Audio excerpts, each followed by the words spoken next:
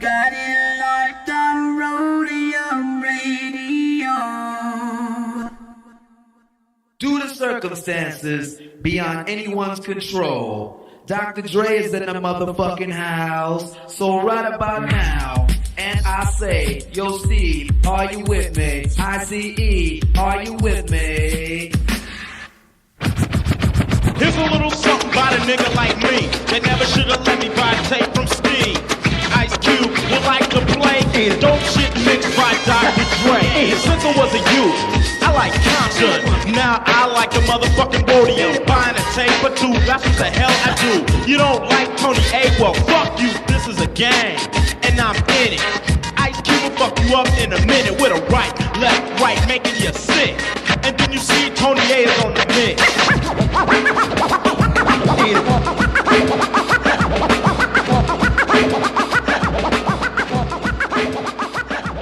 Tony A! Tony A! When you're ready, go.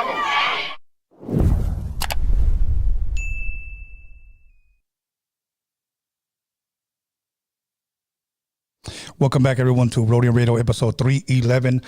First and foremost, I want to apologize for the technical difficulties, because when we walked in, we saw a raccoon chewing on the electric wire, and we had to get some scotch tape, kind of like tape it back up, but now we're ready to go. So that's the third raccoon this year that we've caught in the studio. So next time, I'm actually going to get his ass, choke the hell out of him while we're live, okay? Because I have to apologize to you guys because of the raccoon. Anyways, but technical difficulties, really. But we're live. Anyways, listen, first and foremost, I want to thank all of our members. I think we have like close to 200. I want to thank everybody who liked, commented, subscribed, even disliked. It doesn't matter. You guys are still watching. I want to thank everybody who's sharing, everybody who decided not to be on the live chat, and everybody who's on the live chat. Let's have a good time. That's what we're here for. This is the new party line. Let's make fun of each other. As a matter of fact, I found out that if you laugh a lot, you'll live longer. So if you don't have nothing to laugh about, laugh at me. Okay? It will help you live a lot longer. And some good news. I'm just going to let you guys know just a little bit. This month on the 27th, I believe it's a Sunday, I'm going to be broadcasting live from MC Magic, Baby Bash, Little Rob concert here in downtown LA. It's going to be outside. Most of you guys already know it. If you guys follow Bash, you guys follow Little Rob, or follow MC Magic, I'm going to be there podcasting. So those of you guys that have been dying to hear a Little Rob interview, Baby Bash, MC Magic interview, J-Rocks, we're all going to be there. But follow me at Tony the Wiz on Instagram, and for more information on that. And I do have more special guests coming. Many of you guys have been asking about certain individuals. Well, they're going to be coming. But tonight, it's about this individual that many of you guys have requested. So she is finally here. Can you hear that? The crowd is cheering in the background. Give me some crowd noise, Alex, please. Anyways, all right, the one and only Crystal Perez. How are you? Tony, thank you for having me. I am doing very well. And damn that raccoon. Yes, you saw him when he left. We caught his ass. So yeah, he's been doing that several times to us. But it's time that next time we're just gonna gun his ass down. Sabotage. But other than that, how have you been? Today is Wednesday. How has your weekend been going? It's been going, man. Going good. I'm just happy to be here, ready to have some freaking fun. How was that drive coming over here? It wasn't bad. It was a little bit of traffic, and hella sun beating down. It was like a triple-digit day. Really? Like, how hot does it get over there sometimes? You stay out there in, if I'm correct, Riverside? Yeah. Okay. I'm an IE foo. But, yeah. So today, for instance, it was 100 degrees, and there was even some rain while it was triple digits. Really? So, yeah, kind of. See, on this side of town, we always say that's earthquake weather. Yeah, you ever hear that? It does feel like that. It kind of feels like a little bit eerie, like it's a scary movie and shit. But. Yeah. Okay. Over the weekend, I think Sunday, ODM from Lighter Shade of Brown, it was his 50th birthday. First and foremost, happy birthday to him. That's right. And for those of you guys that don't know, Crystal is ODM's The Blackout Podcast co-host, if I'm correct. Correct. Okay. So let's get that straight. We need to throw that plug in there. So was it lit? It was super lit. Really? It was very lit, yeah. That's dope. So a lot of people? A lot of people, great celebration. A lot of shit went down. I remember most of it. But yeah, man, work hard, play hard. ODM, I was having a blast. Drinks flowing the whole night, the whole day. I should say it was a day party. Really? Yeah. Wow. So everyone showed up. If I would have showed up, they probably would have to carry me out on a dolly because, like, I probably would have got tore up with them celebrating his 50th. You should have came then. I know. Would have fit right in. But I had to come home and do a podcast, and I've never done a podcast like starting off lit. You know, like whenever I would have like my drinking with the wizard, it was kind of odd because I started drinking at the beginning of the show. When I do these shows, I'll drink maybe like the last 30 minutes, you know, because then I'll just go inside and crash or whatever. Yeah. But it's hard for me to go somewhere and just start pounding and shit, knowing I'm like almost 2 hours away. Right. And I got to drive. Yeah, not so cool. That's not cool. So I got to hire a midget to drive me home. But other than that, so everybody had a great time? Everybody had a great time, yeah. Any performances? Time. Yeah, man. There's so many. They had DJs going all day. Lighter Shade of Brown performed at the very end. Okay. Lil Blackie performed. I want to say, who else? Rodney, that's right. How can I forget? Rodney. Yeah, there's performances going. Okay. What I was doing during most of them, you know, I was bouncing around, let's just say. But I was there mostly for the DJs. Like the DJs, they were playing all the old school stuff. Okay. So it felt good. Felt really good in there. That's really good. I really wish I would have went, but you know, at the same time, I wish it would have been a little bit closer, so that way I could at least been able to come home and still do what I do. I feel you. But you know what? Now let me ask you this: can you give us a little bit of your background? Like, if I'm correct, or maybe I might have heard it wrong. When I was talking to Robert about having you here, he had mentioned something, and I think I heard him correctly, that you worked with him at the radio station before. Correct. Yeah, fill us in on all that. How did that start? How was it working with them? How long were you there, etc.? So I was working at the radio station. Our radio station was 99.1 KGGI, iHeart radio station based out of the IE, Riverside to be exact. I was there for about 5 years. So Robert and I, we definitely intersected at some point. We were coworkers, and yeah, man, at some point he was like the music director. He was on in the mornings. He was on in the nights, I want to say. And throughout that time, I was kind of working my way up through the ladder, you know what I mean? I started off as street team and eventually just wore so many hats. By the end of my run there, I did the front desk. I was a production assistant, promotions assistant at one point, on air, you know, for a couple of years. Yeah. So whatever needed to be done or whatever I could learn, I was just down to handle. Yeah, you know. Now let me ask you this. Now you're a part of his podcast. How long now have you? Because I know that you guys celebrated his 1 year. Mm-hmm. Out of that 1 year, how long now have you been there now? I want to say about 5 months. I believe I joined January of this year. About 5 months. How is radio for those that may not know, who have never worked on radio or may not ever had a podcast? How is that different from podcasting? Because I know it's two different. Is it two different worlds? It really is, yeah. Okay. First of all, like the long format is great because it allows you to have like an actual conversation. Yeah. And I think with podcasting in general, people kind of understand that it's more of an intimate. It's more intimate than a straight up interview, right? Yeah. So I really like that part of it, and it just allows you to kind of get to know the interviewer and the interviewee quite well. So I really like that part about it. It's not like, you know, you got to chop it up into a 2 minute, 5 minute thing and then throw it over the airwaves. With terrestrial radio, you know, classic FM, it's like you got to worry about the FCC. There's a lot of sales pitches, sales points that you have to hit. There's a lot of things that you can't say, even things that you want to say. Like, for instance, well, you take callers, we take callers as well, live callers. Right. That would never fly on the radio. Like, you really have to be, that's why I'm pretty sure it's illegal by the FCC to have a live caller. And is that air. Because of what somebody may say? Correct, yeah. Wow. Somebody may just while out, and there's like a dump button. There's certain procedures that, you know, you could use if something crazy were to go down, but for the most part, it's just, you know, a pre-done thing, and then you chop it up in post, and then you shoot it over the airwaves. So it's a little bit different, and it's a lot of smoke and mirrors. A lot of smoke and mirrors on classic FM or terrestrial radio, whatever you want to call it. And yeah, there's a lot of things that you can say. Like, I remember one of the things that they always told me was like, don't do shout outs so often. I would do shout outs.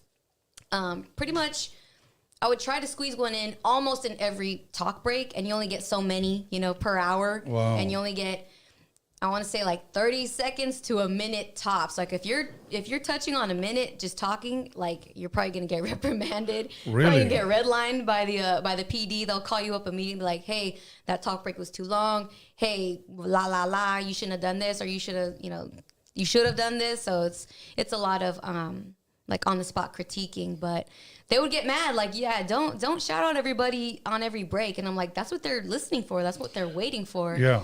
And at this point, when I was like beginning to be on air with 99.1, this is also kind of when live streaming was happening. Yeah. Like it was like the inception of live streaming. I remember on Facebook and on Instagram. And I remember kind of being dismissive of it. And they encouraged us like, hey, go live on the socials. That way it drives traffic, people to your live shows or whatnot. So at first I was like, I don't know about that. I don't know how that's going to feel or if that's really even going to make any movements in the numbers. But sure enough, I tried it out one time, and I would go live. I would record the show. I did a lot of live breaks. Okay. So that's why I would be live with Instagram open, and then I had all these people, hey, shout out so-and-so from Victorville, this person from San Bernardino, Riverside's in the house. Can you give a shout out to this person? So like as they're coming through, you get a lot. So I'm like, all right, I'll write some of these down and I'll try to get them out as best as possible. So if there was a break that I did, and I would do it live again. So they're seeing me live and it's going over the airwaves live. Oh. So it's like if I didn't say a shout out when I was live with them, they'd be like, what the hell? Like, we were waiting for that. Like, when are you going to shout us out on the next one? So I'd be like, yeah, I got you. But, Now, even though the station encouraged that, do you think that made your job maybe a little bit harder? Because now you got to pay attention to another crowd that is not just listening to on the airways, but now they're interacting with you through your live. Very true. I think at some point it didn't make it too much harder just because, you kind of already have the movements locked down, you know what to do, and it's just second nature to hit your elements, go live, and you kind of have, once you have that, you're comfortable with that. Having the live element, it's just kind of like, it's an addition for sure, but it almost like gives you a little bit more of an adrenaline rush because like not only are you over the airwaves live, but also like people are watching you right then and there live. So it kind of added to it in a good way though. But I'm sure at some point it was kind of stressful to be like, okay, let me handle what I need to do on the computer or make sure I'm like reading the next commercial right or whatnot. But also, what's the chat saying? Who needs what now? Like, yeah. Right, okay. Different element. Okay, now, the reason I needed you to explain that is because before I get to my question, let me ask you this. When an artist comes in, he has a hot song, mm-hmm. and they tell you you're going to have Joe Blow in, how long is usually their interviews? If you want to call it that. Real chopped up. Like I said, like 2 to 5 minutes, probably that's what the recording would be. And then once it's over the airwaves, once it's chopped and screwed, so to speak, it's like probably like 1.5 minutes, you know what I mean? Unless it's like the morning show. Certain shows have more leniency. If like for myself, I was part-time, so I would do the weekend mix shows, sometimes like the solo fill-in for such and such person. So for me, it was like more limited. But if you're the morning show, morning zoo, they call it, you have a little bit more leeway, a little bit more time to kind of let it breathe, but it's still very condensed. Give me possibly, you said about 1.5 minutes, 1 minute and 40 seconds. Now, if you have a little bit more, to give it more time to breathe in the morning, how much longer would that be? Probably like 2 minutes, 2.5 minutes tops, I would think. Okay. Now, my whole point in asking all this is this is why I believe that people need to appreciate broadcasting, mm-hmm. because now you have an artist that was given 2 minutes, possibly on a morning show, and now you're possibly getting 2 hours. Yeah. And now you have a live audience that can call in and ask you whatever you want. On radio station, they wouldn't do that. Mm-mm. Okay, so now us podcasters, we're sitting down with artists, we're getting a chance to meet them, to know them, and see if we like them or not. Yeah. There's a lot of people that I interviewed that I didn't care about. Mm-hmm. They came in here cocky. They came here like acting like they was a super gangster, or they came in here acting like they were a superstar. And I always tell them this, bro, you can gain fans or you can lose fans, bro. Mm-hmm. There's many ways you can win over a fan. You can win over a fan with your music. You can win over a fan with videos. You can win over a fan with your performance, like at a show, mm-hmm. or with the interview. Yep. And usually when you do an interview and you come off like a jerk, some people will unfollow you. They won't support you. It is you, bro. Yeah. The energy that you give, they're going to give it right back to you. And some people have sat across, I don't give a fuck. Okay. Mm-hmm. You know, and then they call me back. Tone, I was drunk. I shouldn't have drank. Do you think we can redo it? You don't get a second chance to make a first impression. Absolutely not. So honestly, I believe that if you're an artist and you're looking for an interview, make the best of it, because let's be honest, you are looking for fans. Mm-hmm. You know, you do want people to hear your music, you know, and you don't want people to know your story. Now, see, this is weird because, like, obviously you're familiar with Howard Stern. Yes. Okay. Howard Stern is not so much, correct me if I'm wrong, you were in radio, I wasn't. My older brother loves Howard Stern. And for years, he's listened to him. Mm-hmm. But every time that he's had Howard Stern on the radio, it was just talk. Now, I know he's a big name. Mm-hmm. Can anybody call his ass up and say, hey, you're talking too much? I would think that probably not, because he's such a household name. Yes. And he became that, like, from doing really unconventional shit. So I would think that he has a lot of say in his show and in his segments. And he's a shock jock, right? Mm-hmm. So we know him for that. I'm sure that he has a PD or somebody that he has to answer to. But I can't imagine that, you know, that they have full control over what exactly comes out of his mouth, or what he wants to do segment wise even. Right. Yeah. Do you ever listen to Joe Rogan's podcast? I do. I was an early adopter of Joe Rogan. I always say it's the fucking Oprah for dudes. Right. Joe Rogan. And I don't listen to it as much anymore, but back in the day, oh man, that was pretty much the only real podcast out. Very and true. It was 3 hours long. I would eat that shit up. Even like the fight episodes that he does. I don't really care too much about MMA fighting, but I would still listen to the full freight of the show, just because he's such an interesting conversationalist. He's a great conversationalist, no matter who he's talking to. So absolutely. Now he goes to Spotify. He gets this $100 million deal. Mm-hmm. Okay, and I don't know if you've noticed or paid attention, because it was trending a lot on social media, that he had said certain things and they made him apologize. Did you ever recall that? They made him apologize? They made him apologize. He had to apologize because he said something, and I guess somebody called him on it. Somebody that I guess that he works for, and they said, if you didn't have the facts to back that up, you shouldn't have said. So he had to backtrack. But when he was on his own on YouTube, he never had to apologize for shit. Yeah. But so I guess he must have got a call from a higher up. I guess the same way you guys would have got one on the radio. Right. Yeah. Did you guys ever have to answer for something you guys might have said that maybe wasn't factual, or like you said, maybe you took too long or you gave too many shout outs? And what would those meetings be like? What they call them is like air checks, right? So if your boss, your superior is air checking you, it's usually, you know, there's corrections to be made naturally, right? Nobody's perfect, and you can always perfect your craft even more. But some of the corrections would be like, well, for me, for instance, because people do record their breaks, chop them up, and then throw them over the airwaves, they really encouraged some of us to go live. I was one of those people that are like, hey, you know, you should really try going live, doing live breaks. That'll help you out just, you know, in your cadence, your rhythm of talking, just overall. It'll just help you out, you know. Right. Try it out, since I was, you know, kind of more newer to it as opposed to like ODM or some of the heavy hitters at the station. So, and again, it's like that whole going live bit. It's like, all right, it's kind of intimidating, but you know what? I'll try it. And once I tried it, I got addicted to it. Like, it was so much more fun, and it sounded way better to go live, do a live radio break, rather than sit there, record it a couple times, re-record certain parts, chop it up, make it tighter, you know. And sometimes it wouldn't sound right. The cadence would be weird, and it would sound like you're reading something, right? So doing it live, you know, it did help a lot. So that would be one thing. At one point, I was going live so much, you're like, okay, don't go live as much. Not that there was really anything wrong, but I think like just certain things like shouting people out too much. Like, all right, dial that back.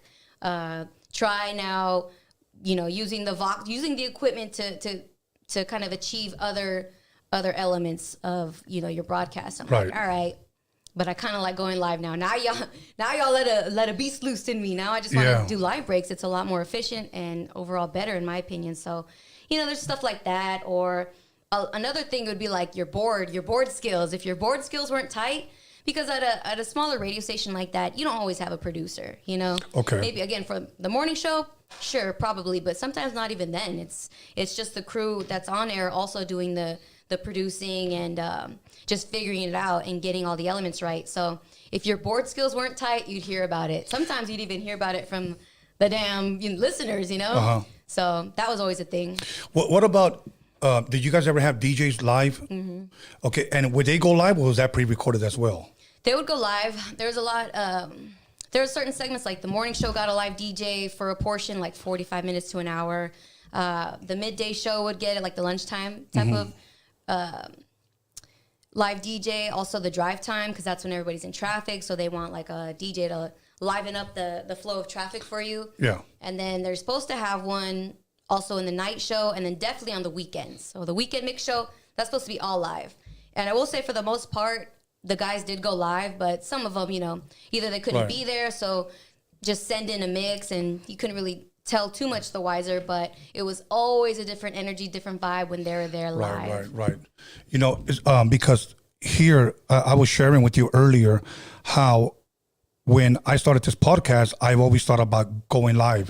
What's wrong with going live? And people would always want to discourage me and say, no, because if you fuck up. And I was like, so what if I fuck up? I fucked up live. Yeah. You know, what if I want to fuck up on purpose? Like, I just want to go live, bro. I said, I think it's better if we, no, just pre-record everything. Like the other day, I went live and I had my turntable on my mixer and I was showing everyone how I first learned how to scratch, you know. And people were telling me, you should have just did a pre-recorded one. You know, and I was like, no. Why? Well, what if you fuck up when you scratch? Then I fucked up. I'll just put the needle back, I'll grab it and again. Yeah. You know, that's just me. If you fuck up, I think people would appreciate a little bit more that you at least had the balls to go live and you fucked up, but you kept it pushing. Absolutely. It's way more real like that. It is. And the best thing you could do, you know, is keep going. You find out a way to recover, you know, like don't let that stop you. So I agree with you. I think it's a lot better, and it just sounds different. You could really tell when you're speaking. And I remember like the DJs, if they would fuck up live on air, sometimes they'd like get a piece of the mic action. They'd be like, "Hey, DJ such and such, come in the booth, come in here," you know, like from the studio. So they'd go on air and they'd be like, "Oh, my bad for all the DJs out there. You probably heard me fuck up." But to the average listener, they're none the wiser. They don't know, you know, that the beat's off or that you fucked up this scratch particularly. So, but it was always interesting, like that they knew and that they would call themselves out, and that's part of the process. You know, that's what keeps it real. Did any of you guys ever get called slipping cussing on air? Me personally, no, but I know at some point somebody did. And there's a dump button. So there's a delay. Once you're like, even if you're speaking live, there's a delay from when you're talking on the mic to when the radio is like projecting it. Oh. So if you were to fuck up and say something crazy on air, there's a dump button that you hit. So it'll dump out like a small window, say like 5 to 10 seconds of that whatever. Oh shit! Whatever, before it hits the airwaves. Before it hits the airwaves. So you just hear like silence for a second, but isn't that kind of like cheating a little? Right. It's the last resort for sure. Wow. Okay. Here's another question. Okay. Do you see radio around 10 years from now? Like terrestrial radio, not like an offshoot Spotify. Power or 106, like K-Day, whatever. Damn, good question. 10 years from now? I guess so. I think it might survive another 10, but at what capacity, or you know what I mean? Where do you think it's going? What do you think people are going for music today? Because I'll be honest with you, if I listen to the radio, I like to listen to a station called KUSC, which is USC's classical music. Oh, nice. I like to listen to them, and maybe KRS 101. I like to listen to like classic rock, anything but like rap. I'll have my moment for rap, but that's when I'm in the car. KRS 101, some classic rock, or some KUSC classical music. But that's really the only thing, okay? Yeah. I know this generation, their TV today is YouTube. Absolutely. Everything is YouTube. Mm-hmm. You know, again, when I go to a friend's house, their kids just watching YouTube. They don't even watch Channel 7, Channel 11, you know, HBO, the show. They don't even watch none of that. Everything is YouTube. Mm-hmm. What do you think today people are going for music? For me, it's YouTube. For me, it's YouTube as well. I don't even use Spotify or Apple Music. Me neither. I have the premium of YouTube, and I always I'm such an advocate for like YouTube Premium. Like you need to get it because not only do you get everything on YouTube ad free, but you also get the music app. So you get YouTube Music, and anything that's on YouTube, it comes through the music app as well. Not to mention, all the other stuff that's coming out. You get the same thing on Spotify, plus the music videos off YouTube. And to me, it's just way better. So I'm with you all the way. Like, I'm a YouTube head for sure. But I think at this point, people are more into live streaming. I mean, with Twitch, in the COVID era, the pandemic era, the panini. I don't know if they're still censoring, like, the P word or whatever. But ever since then, people have really, really turned to live streaming. I know Twitch really blew up. Even streaming services like Mixcloud, SoundCloud, they have an avenue for you to mix live on there. Right. So I think people are kind of going towards that way. And even myself, I kind of go through phases, though. Like, I was in a Twitch phase for a while, then I kind of died down, came back to YouTube. But I'll still pop into Twitch here and there. But from what I see, it's still going strong. The community's still racking up those numbers. People are still making a living off of Twitch. Do you think anyone is ever going to be able to replace YouTube? No. That's a real tough one.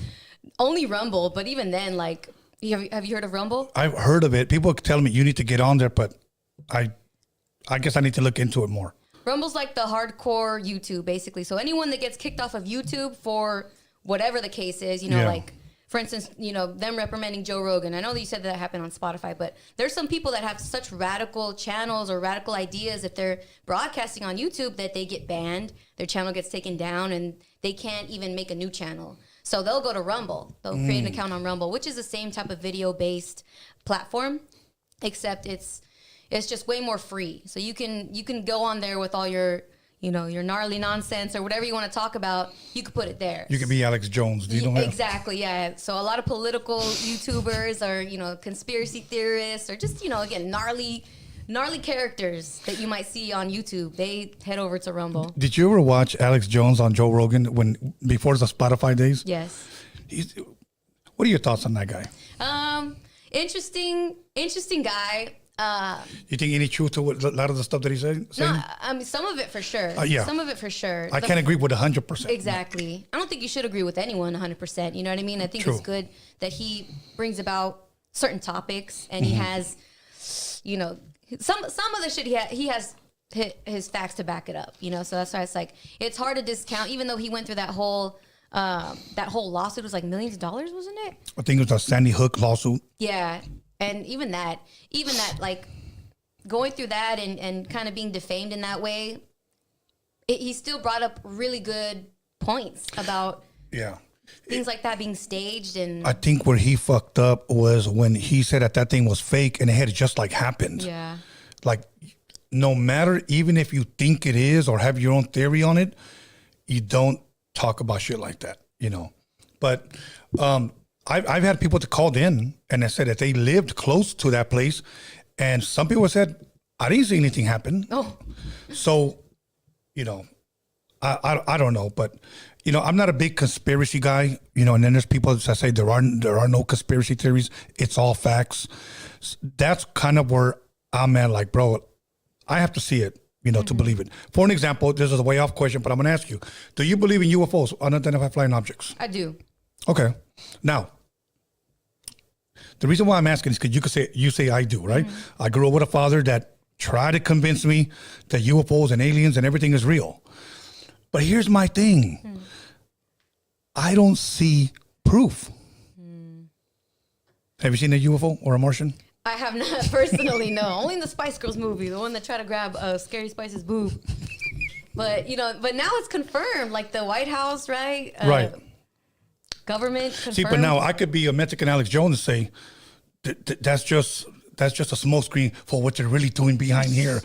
We hear that about everything, So that's the tough part, Like people are saying that the Maui thing is not real. It's really what they're doing under here. Oh my gosh. And I'm like, for a lot of people, everything's a conspiracy, and for a lot of people, everything's the Illuminati. When they can explain something, the Illuminati.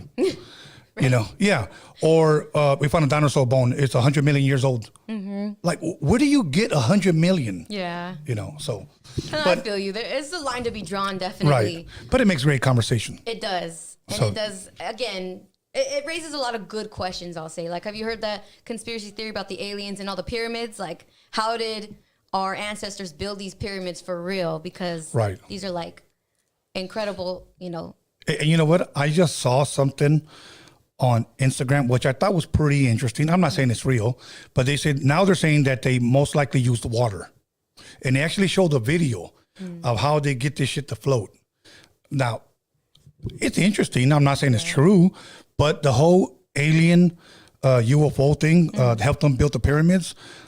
People said that's true. Other people said it was the Nephilim. People said that it was, you know, it was giants that helped them build. So I don't know, but it makes interesting conversation. Right. And who's to say that the water one isn't a conspiracy theory, you know, in its own way. Right. Okay. Now, going back to our regular broadcast. Now, as far as what is one thing in podcasting, you said you've been possibly about five months, maybe a little bit more. One thing that Crystal has learned or has taken away so far from these months from podcasting, what is one thing or maybe a couple of things that you want to share that you have learned from podcasting? The main one, I touched on this a little bit in one of our recent episodes for the 1 year anniversary, I believe. But I said timing. Timing is crucial. And by that, I just meant like the timing of conversation, again, the cadence of how you're speaking. And in a podcast format like ours, I mean, depending on our guest, you have about 4 to 6 people mic'd up at a time. So to understand timing as to when to speak, when to get a joke in, when to, you know, add on, or when to just shut the fuck up and exactly. let the person give their story, you know? That's something that I'm still learning. Every episode I'm learning it, you know? And it's funny because, I mean, you're live, we go live as well, and the live factor, you got the chat going. Yeah. You got people that aren't in the chat, you know, still observing. So it's interesting to see the feedback, because it's like, if you don't talk enough, you're boring, and why are you even on the podcast? You're not talking, you know what I mean? And if you talk too much, it's like, oh, cringe. Why won't they shut up? You know, so it's like, it's really finding the balance of how you want to contribute, and also when to contribute. Well, one thing that I tell people that ask me, like they're barely starting up a podcast, and they'll say like, hey, you know, and first and foremost, I'm not a professional at this. You know, I'm still learning, but at least I have somewhat of a little bit more experience from a person who's barely starting. For an example, somebody asked me, what's the most that I should interview? I said, bro, I had 3 people at one time. I do not suggest that. I do not suggest having 3 people, because I literally had to set them down. Let's just say this guy's named Jose, Joe, and Ray. And I would tell them before we go live, whenever I ask a question, I'm going to start with Jose here first, and then we'll go down. I'll tell him that. Oh, okay, cool. You'll be surprised. Jose, you know, what do you think about this? And I'll have this jerk off talking. And I'm like, there's a line. Yeah, like, I didn't ask you, you know. Yeah. And I'm not trying to be a jerk, but I'm like, you already know, dude. You're trying to, you know, control the chaos in a way. Yes. Or I'll have people say, hey, man, you know, can I bring my DJ? You know, and I'm like, why? Well, why not? And I was like, well, this story's about you. Mm-hmm. Yeah, but you just want to show his face, bro. Look, at the very end, you call him over, we'll give him a shout out. He can say hi to everybody, and then that'll be it, bro. I'm not interviewing the DJ, bro. But you get a lot of people, and this is one thing that I tell a lot of podcasters. You'll get, like, let's just say, again, I'm going to interview a guy named Mario, and he'll show up, and he'll say, hey, my boy's going to sit in with me. And no, he's not. I like how they don't ask you. They just tell you. Yeah. No, he's not. Oh, I want him to sit. No, he's not, bro. You know, I'll get up. Can I talk to you outside? Look, bro, you told me it was going to be you, right? I don't like these surprises. Now I got to set up. Now I got to move shit. We're not going to do this. All right, cool. And it really fucks up the whole mood. Yeah. So please, if you're out there and you're looking for an interview, please consider that many times when you just say, it's me, don't show with a whole entourage. There was a guy that was on his way over here, and he goes, hey, man, I'm on my way. What do you got to drink? And I said, well, I got something for you to drink. I said, who you coming with? I got like 3 cars, like 15 of us. And I said, that ain't happening, bro. And he said, well, if you want my interview, no, you contacted me, bro, and you asked me. Okay? So I'm sharing these things for other podcasters to see what goes behind, if you will, the curtain, what we as podcasters many times have to deal with. And I told the guy, nah, bro, we're not going to do this. I'm not going to have 15 people in my studio and then dudes pissing outside. We're not going to do that. And he just said, I'm going to turn back around and take off. Bye. Yeah. That's it. All I did was just went live and I took phone calls. So props, respect. Yeah, you look. Let me tell you something. If you think you're going to hurt the podcaster, you can be replaced. Yeah, yo show.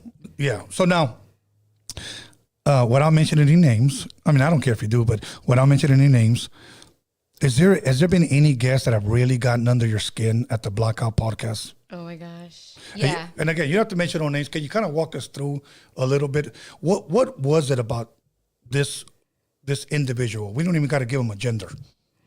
So there was one individual that came through the podcast, and at first I was really impressed with the way that he came in, and he was about his business. He came from like the podcasting side as well, not necessarily radio. So the fact that he was really like sharp and on top of certain things, I was like, wow, like you're taking this shit seriously. Yeah. I respect that. Props.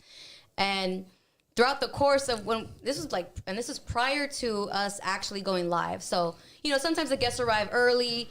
So this one was pre-recorded then? No, it was live, but he came in a little bit earlier than before we actually went live. So we were able to chop it up beforehand, and that's always cool when you're able to do that with the guests of the day. So he came in, he was chopping it up with us, he was being real cool. So I was like, cool. So we just continued the flow of conversation once we went live. I thought I was like, yeah, this feels good. Another good guest, another good show, right? No, because his tune switched as soon as we got on air. And again, like I had complimented him right at the start of the show, like, yo, like props, you're handling your shit. You're taking the shit seriously. I see the way that, you're working right now, and props, cause you don't come from radio, you come from podcasting, but the fact that you're taking it that seriously, I can't help but respect that. And I don't regret saying that. It's just like fucking maybe 15 minutes later, I realized like, oh, this motherfucker's wearing a mask. Until right about now, and I realized that only because there was like a moment in the show where maybe it's because I'm the female. Sometimes I can't read these cats right away, because since I'm the only female, it's like sometimes it's like, who's this girl? I'm here to talk to ODM, and I get that. I'm not here to step on ODM's toes or anything, but sometimes it's like, should I be cool with him or should I hang back and wait and see how he is with me? Because I give everybody respect, you know what I mean? But if it's not being returned, I'm like, oh, okay. Well, then I'll hang back, because I'm not going to give this fool my energy, my little giggles, my little laughs, you know what I mean? Right, I'll let your jokes fall. There you go. I'll let that shit die, because if you're being weird, like, towards me or disrespecting me, then, then it is what it is. And again, I'll let O handle most of the conversation. So with this dude, he kind of did that. He kind of tried to make me look and feel stupid. And I was like, oh, all right. So I think at one point, like, you see me cracking my knuckles. I'm like, all right, well, then this is the part where I hang back. And I'm just going to watch. I'm just going to observe how he is as a conversationalist. Yeah. Because obviously he's not valuing what I'm bringing to the table. So that's cool. Whatever.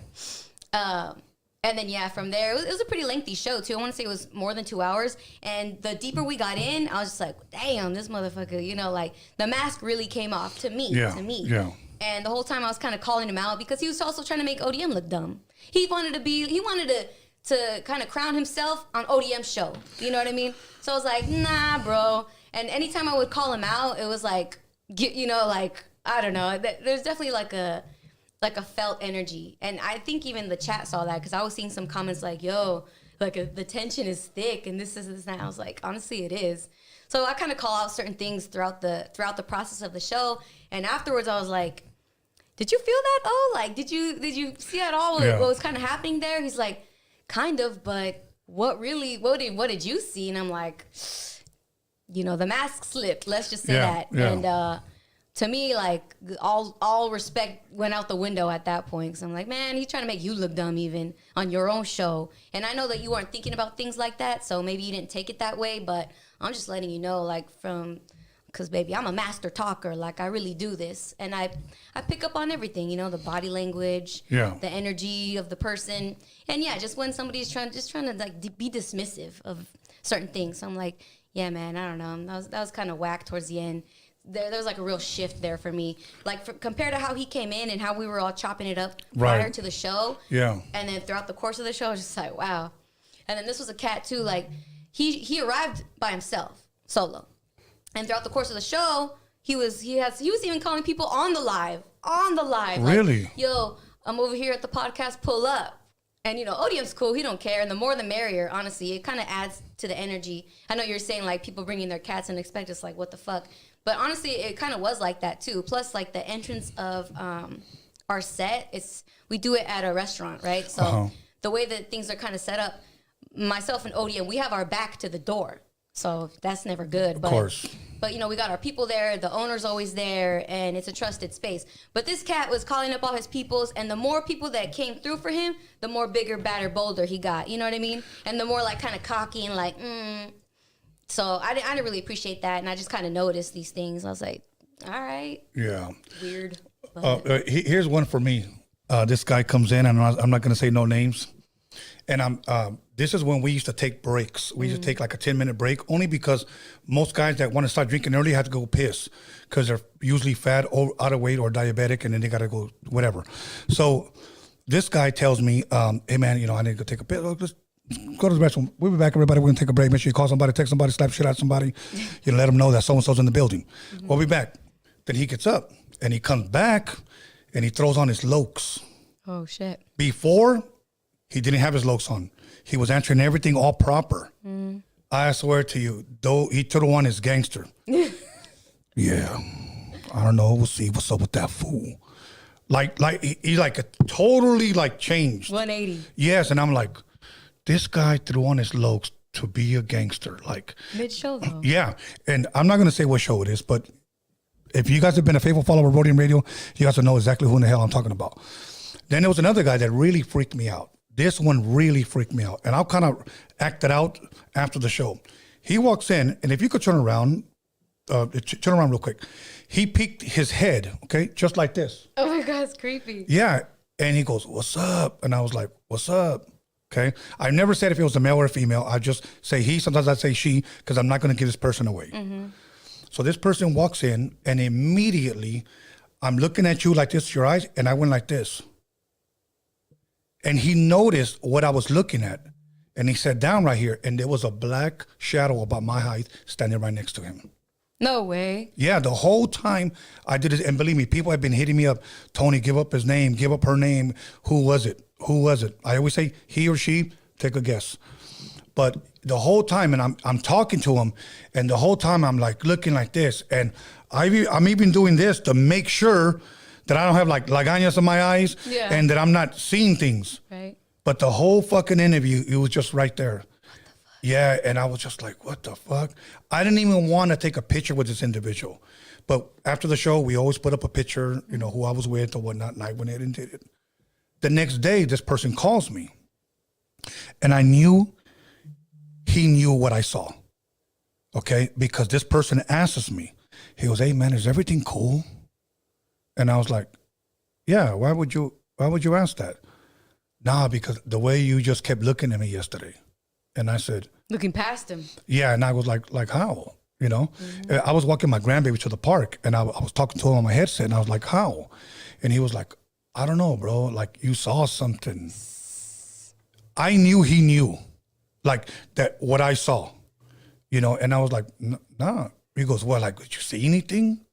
And I was like, no, I don't know. You're freaking me out. Like, why are you, talking like this? So I never had this person back, but I did have lunch with this person. This person asked me, hey, man, let's do some lunch. Maybe about a year later. And that was the first thing that I was looking for. Now, I will say this, that when he came in, this person came in, there was something, the energy was very dark with this person. This time, he didn't have that. So I don't know what he did with his life, he did a limpia her with life. The egg.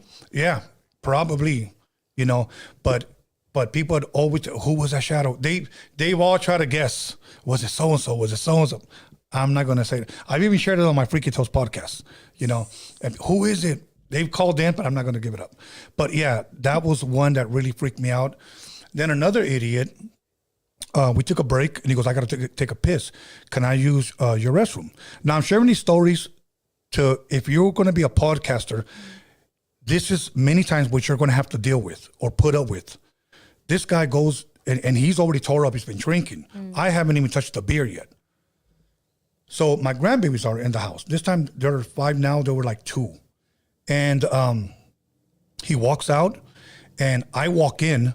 I always walk in, hey, kids, everybody good? Okay, cool. Brian, thank you for walking him out. Brian's my son. He'll wait there for them to walk out or whatnot. I went in the bathroom and this motherfucker left his 2 fucking guns on my fucking sink. Not the family restroom. Yes. He left them there. And I called him back. Said, come here, man. He didn't even know. Called him back. Man, I want to talk to you, bro. I said, see what you did? Oh shit, my fucking grandbabies are here, dude. Yeah. And I got in his face. Bro, I didn't fucking mean it. But it's like a jungle out there. You never know. Motherfucker, we don't live in Lebanon. Yeah. Wow. But yeah, that's the type of shit I've had to deal with certain individuals. And I talked to, ODM about that stuff. Certain people you're going to have to deal with, certain attitudes. I try to have an interview with a certain individual and he just kept referring to his gangbanging. And I just finally had to tell him, well, okay, guys, we're going to take a break. And I said, look, bro, I want to talk about your music. You told me you wanted to talk about your music, the movies you've been in, the magazine covers you've been on. Yeah. But you keep, bringing it back to. Yeah. When I did my time and I ate spread and I did 100 burpees in my cell. Nobody cares. I told him that. And then his wife was here. And his wife told his ass to tone it down. And he got into a big ass argument with her in here. On live? Yeah. No, well, not live, but on the break. And I'm like, fuck. Yeah. Anyways. And that's the other thing too. Most of it's live, right? So you're dealing with all this live. For the homeboy with the shadow, do you think that like he just didn't want to, he was like in denial himself that he didn't want to admit that there was something lingering with him and just wanted to pick your brain about it? 2 things went through my mind: that he was into something dark and he knew what was following him. The second one is, bro, did you see something on me? Like maybe he was concerned, but I think it was more the first one. Yeah. By this person's conversation that I had with him the next day, I think this person knew something was following him, and I think he was tripping that I was able to see it. Damn. So that's what but it was just weird the way he just stuck his head in, and I was like, the fuck? But it was immediately when this person walked in, the shadow overshadowed him. And it was the shape of a man. For some reason, whenever like my eyes have been open to see stuff like this, it's always the shape of a man. Only one time have I ever seen a shape of a woman. And I think that was probably a succubus or something like that. Coming to get you. Yeah, no, you suck your ass on the way from here. Anyways, but other than that, any more other interesting stories that you had while you guys are live? No, well, let me ask you this, because I know I had mentioned it to ODM about just go live, bro. And he was like, I don't even have 1,000 subscribers. I go, bro, I went live with 240. I had 40 people on the live chat. Like, I didn't give a shit. Just go with it, And I guess he ended up deciding. How do you like the whole live thing? Is that good for you? I love it. Okay. Is it way better? Explain why would it be better than going, I guess, pre-recorded? Because it's like we were talking about earlier, if there's a fuck up or something crazy happens, you just never know what'll happen on live TV, live recordings, period. So if you're able to capture that moment, I mean, to me, that's pretty fucking dope. With the pre-recorded thing, like, it's going to be a cooked version. Yeah, it is. And depending on who, the director, the master, of the show is, it's going to be cooked the way that they want to see it. But if it's live, everyone else gets to kind of see it go down and make up their own minds. Again, whether they like the person's personality, don't like the person's personality, they don't like the freestyle, it just puts it all on the table real raw. And that's what I appreciate about it, the rawness. Has Robert had anybody the next day or the following day or maybe a day later or so hit him up and say, hey, man, you know what, can you take that down? Yeah. You don't have to give no names, but really? Yeah. And what was the reason, if you can share that? If not, don't worry about it. The reason, from my understanding, is that he had asked prior to the show to not discuss a certain controversial topic. Yeah. Or a controversial figure, I should say. And throughout the course of the show, it kind of came up. Again, live conversation. Even some of the callers, like he was like even saying, well, if one of the callers brings it up on live, well, then fuck it. I might talk about it. But if we can just stay away from this certain topic within our conversation. So that was kind of the understanding, but it happened to come up. And that was a clip that O had pulled for a reel. And once the reel went up the next day, got the call, hey, man, I had asked if we could not discuss that. Can't take that shit down. So I was like, come on. But, you know. Okay, see, here's my thing. Like, but he brought it up, right? Mm-hmm. So why would it be an issue? Because at the time it was a hot topic and it was a controversial one that he just didn't want to get into because it would take away from his own interview. Right. And that's what I realized, that it's the same dude that I was talking about earlier. Right. And what's funny about it now that I'm thinking about it, after I had kind of told, like, this is what I observed, this is what I understood from it, and this is my takeaway. He told me that you hit him up, I don't know, the next day or the same night, and he was like, man, Tony A said everything you said. You were right. Like, this cat fucking weird. And I was like, I'm glad to hear that. Tony A got that noggin going, you know. He could see shit even through the screen. You weren't even there, you know what I mean? But it cut through. Put it this way, and I told him just like this. I saw it for like 10 minutes, and I had to log off because I couldn't stand seeing his fucking ass, honestly. And I just left it at that. I'll never say who it is because that's his business, whoever he is, you know, and we'll keep it like that. But I was just like, I'm good. But I'll tell you another story about this individual afterwards, okay? Mm-hmm. I don't want to give this person any shine. But now, have you ever saw anybody like live maybe say something like confess something like they shouldn't have said? I'll give you an example. There was this one guy here, and he's been here a couple of times, cool ass dude, but he told me, because 90% of all the Chicano rappers that I've ever interviewed, this was their first live podcast interview. Mm-hmm. And a lot of them come nervous, you know? This one guy was so nervous that he started confessing that he's on the run and the police are looking for him right now. Oh shit! Hit the dump button on that. Sick. He goes, that's why I can't put up the flyer because the cops will be here, Tony A. And he started sweating. Oh, no. He goes, you know, that's why I got to carry a piece. You know, they're looking for me and I'm going to be going to jail. And I got this. And I was like, okay, we're going to go ahead and take a break. Oh my God. Was there liquor involved in that confession? No, none. Just nervousness. I just think he was nervous, and I think a lot of people. And let me say this to all you podcasters: many times, out of respect for the person you're having a conversation with, if you see them going in that direction, there's two different type of podcasters. Some people say yes because they have that Jerry Springer mentality. Mm-hmm. The more there's madre, the better the views. Right. If that's what you want, go for it. Mm-hmm.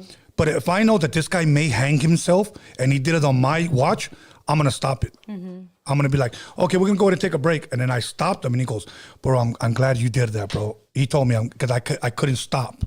He said, I'm just like, look. And I was like, it's all good, bro. Yeah. Just take your time, homie. And that's how that happened. Smart. Yeah, but again, there's a lot of people that are like, in their mind, fuck yeah, the views that I'm going to get on this motherfucker. Yeah, you know? I can't think of an instance where somebody confessed something crucial like that, but I'll say like, you've seen people try to fake the funk, you know, and Roadium presses them, or not even presses them, but just asks them about something. Like, oh, do you have any kids? Nah. Well, I do have one. I do have one kid. Yeah.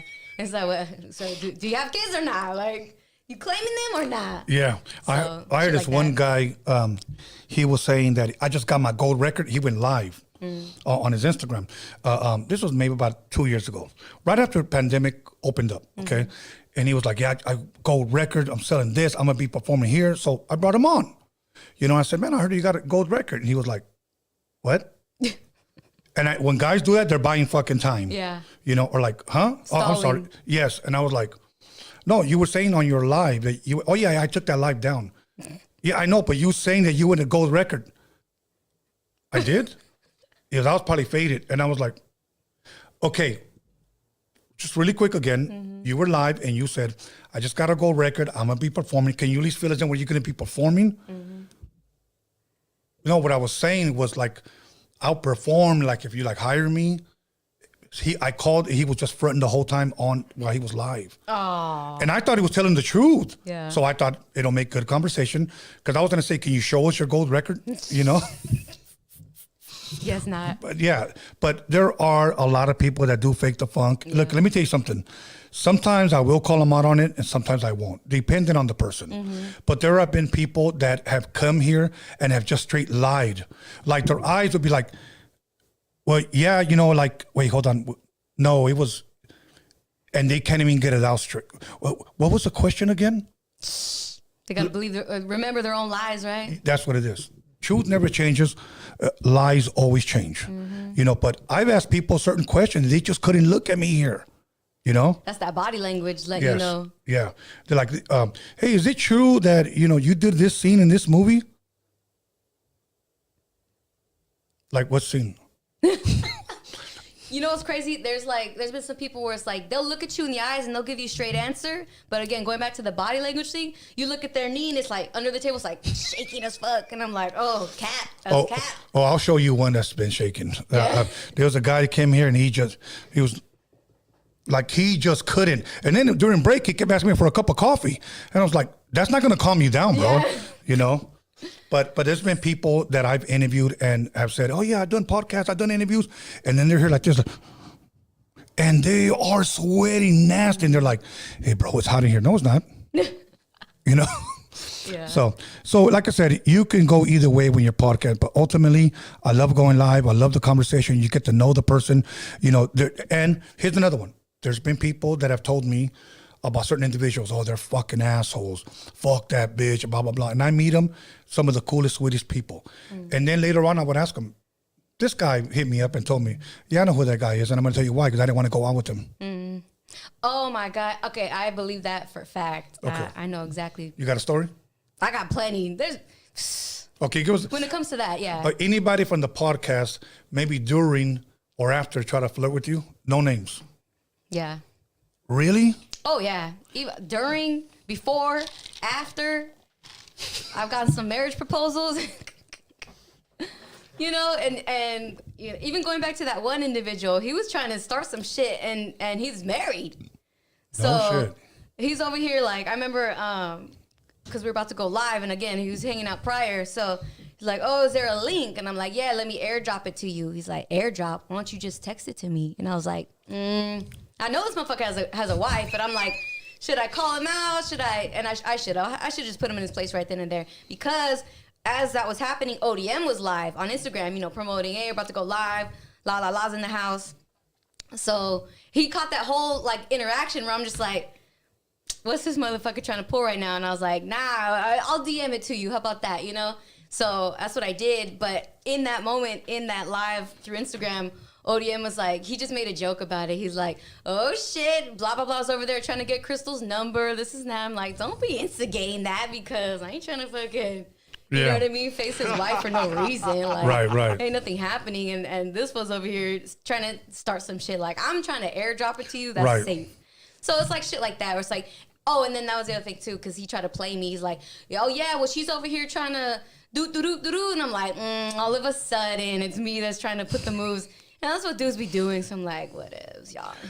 But it's because of that. It's like, dudes can't really handle rejection. And even like, I didn't even necessarily reject him. I was just like, here's a solution to the problem. Right.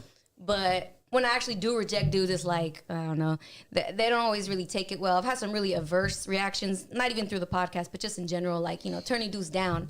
And that's part of it. They talk mad shit afterwards. Is it hard being a woman in the music industry in general, whether it's on the radio, being a radio personality, or being a podcaster? Is it tough for a woman? Like, does she have to have thick skin to be able to deal with these guys? Hell yeah. If you don't have thick skin, what could happen? You get chewed up and spit out, Yeah. You are powerless if you're not playing the game that these dudes are playing. And so to play the game, you got to have thick skin.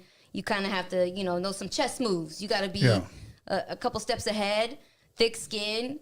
You can't be afraid to lose nobody, because if you reject somebody, sometimes that's like an instant bad blood right there. And it's not even for any reason other than like, you want to fuck? I don't. But now I'm the bad guy because I turned you down. And you're a hoe. Exactly. So, and then they claim that body anyway. They just lie about it. I'm like, these motherfuckers. Like, so what am I supposed to do? I know. And if I try to, I guess, defend myself, right? That's just doing too much, because it's like, oh, you're bothered. Oh, so it must be true, because you're so bothered that you're gonna have to go through this whole spiel to defend your name. So it's like, sometimes it's not even worth it to defend your name. You just let the motherfuckers talk. Yeah. There's an artist that I'm working with that has been here several times, and I'm co-producing her record, and she's one of our moderators. Okay, and I always give her a shout out, Magic Girl. Much love and respect to you. And one day, this one guy, I guess he had the balls to make the calls, and he called in and he goes, hey, what's up, Tony A? And I was like, what's up, man? And he was like, yeah, I'm here to talk about Magic Girl. And I was like, okay. He was like, yeah, somebody ran a train on her. That's what he said. And I said, okay, do you have receipts? And he said, huh? Yeah, do you have receipts? And he said, yeah. And I said, okay, can you send them to me? To this phone? Yeah, send them to me.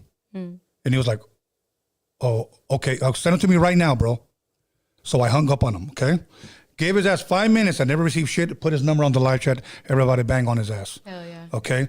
Don't be coming over here talking shit about my family, about people that are near and dear to me, you know. And I would expect Robert to do the same thing, because some dumb motherfuckers just want to smut anybody's name because they don't have their way. Yep. So I understand that. It would be like a guy possibly before the show, hey, can I get your number? Nah, I don't swing like that. Okay, cool, whatever.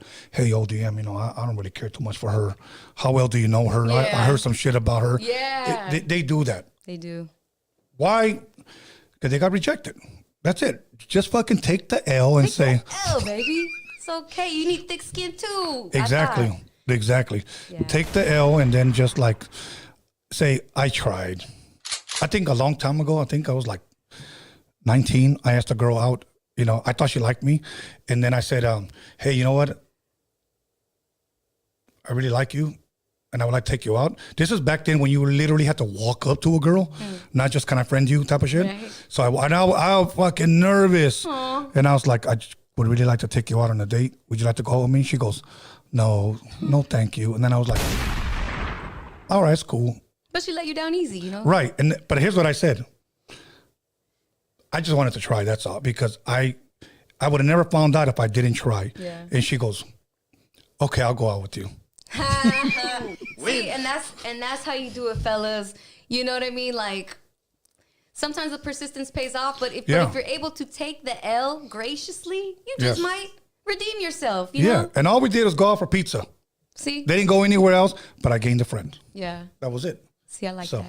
That was dope. So now, so 1 year anniversary. Now, I noticed that you guys were somewhere differently. You guys were not at that restaurant. Mm-hmm. Now, is that going to be your new location, or that was just for that one day? That's our secret location from Roadium's backyard. I mean, not necessarily full time. We still, you know, we go strong from Bubba's Tacos every Monday, and that's in the city of Ontario. But sometimes we'll go from the back patio at ODM's house straight up, because it's a beautiful patio, first of all. Yeah. And the way that we have everything set up, you know, we're able to be mobile. We're able to do remotes, you know. We've set up in the studios of K-Day. We've set up, you know, restaurants. We've had other headquarters, so to speak. So right now, it's kind of like a fun summer thing. It's poolside, you know, laid back, kicking it. Yeah. So you'll probably see some more throughout the summertime while the weather's still good. And again, like, the whole crew shows up, you know, lights, camera, action. It's the same thing, just, you know, a little bit more laid back. So, yeah. You might see. Do you ever attend any of the shows that he does locally? I'm sorry? Do you ever attend any of his shows that he does locally? I try to, yeah. If it's local enough, I do like to pull up because, you know, see the boys in action. Right. It's cool for me to see because, you know, we're always chopping it up. I know them more casually. I actually knew all those cats before signing on with the show. So it's just a very comfortable vibe between all of them. Yeah. Those are all my bros.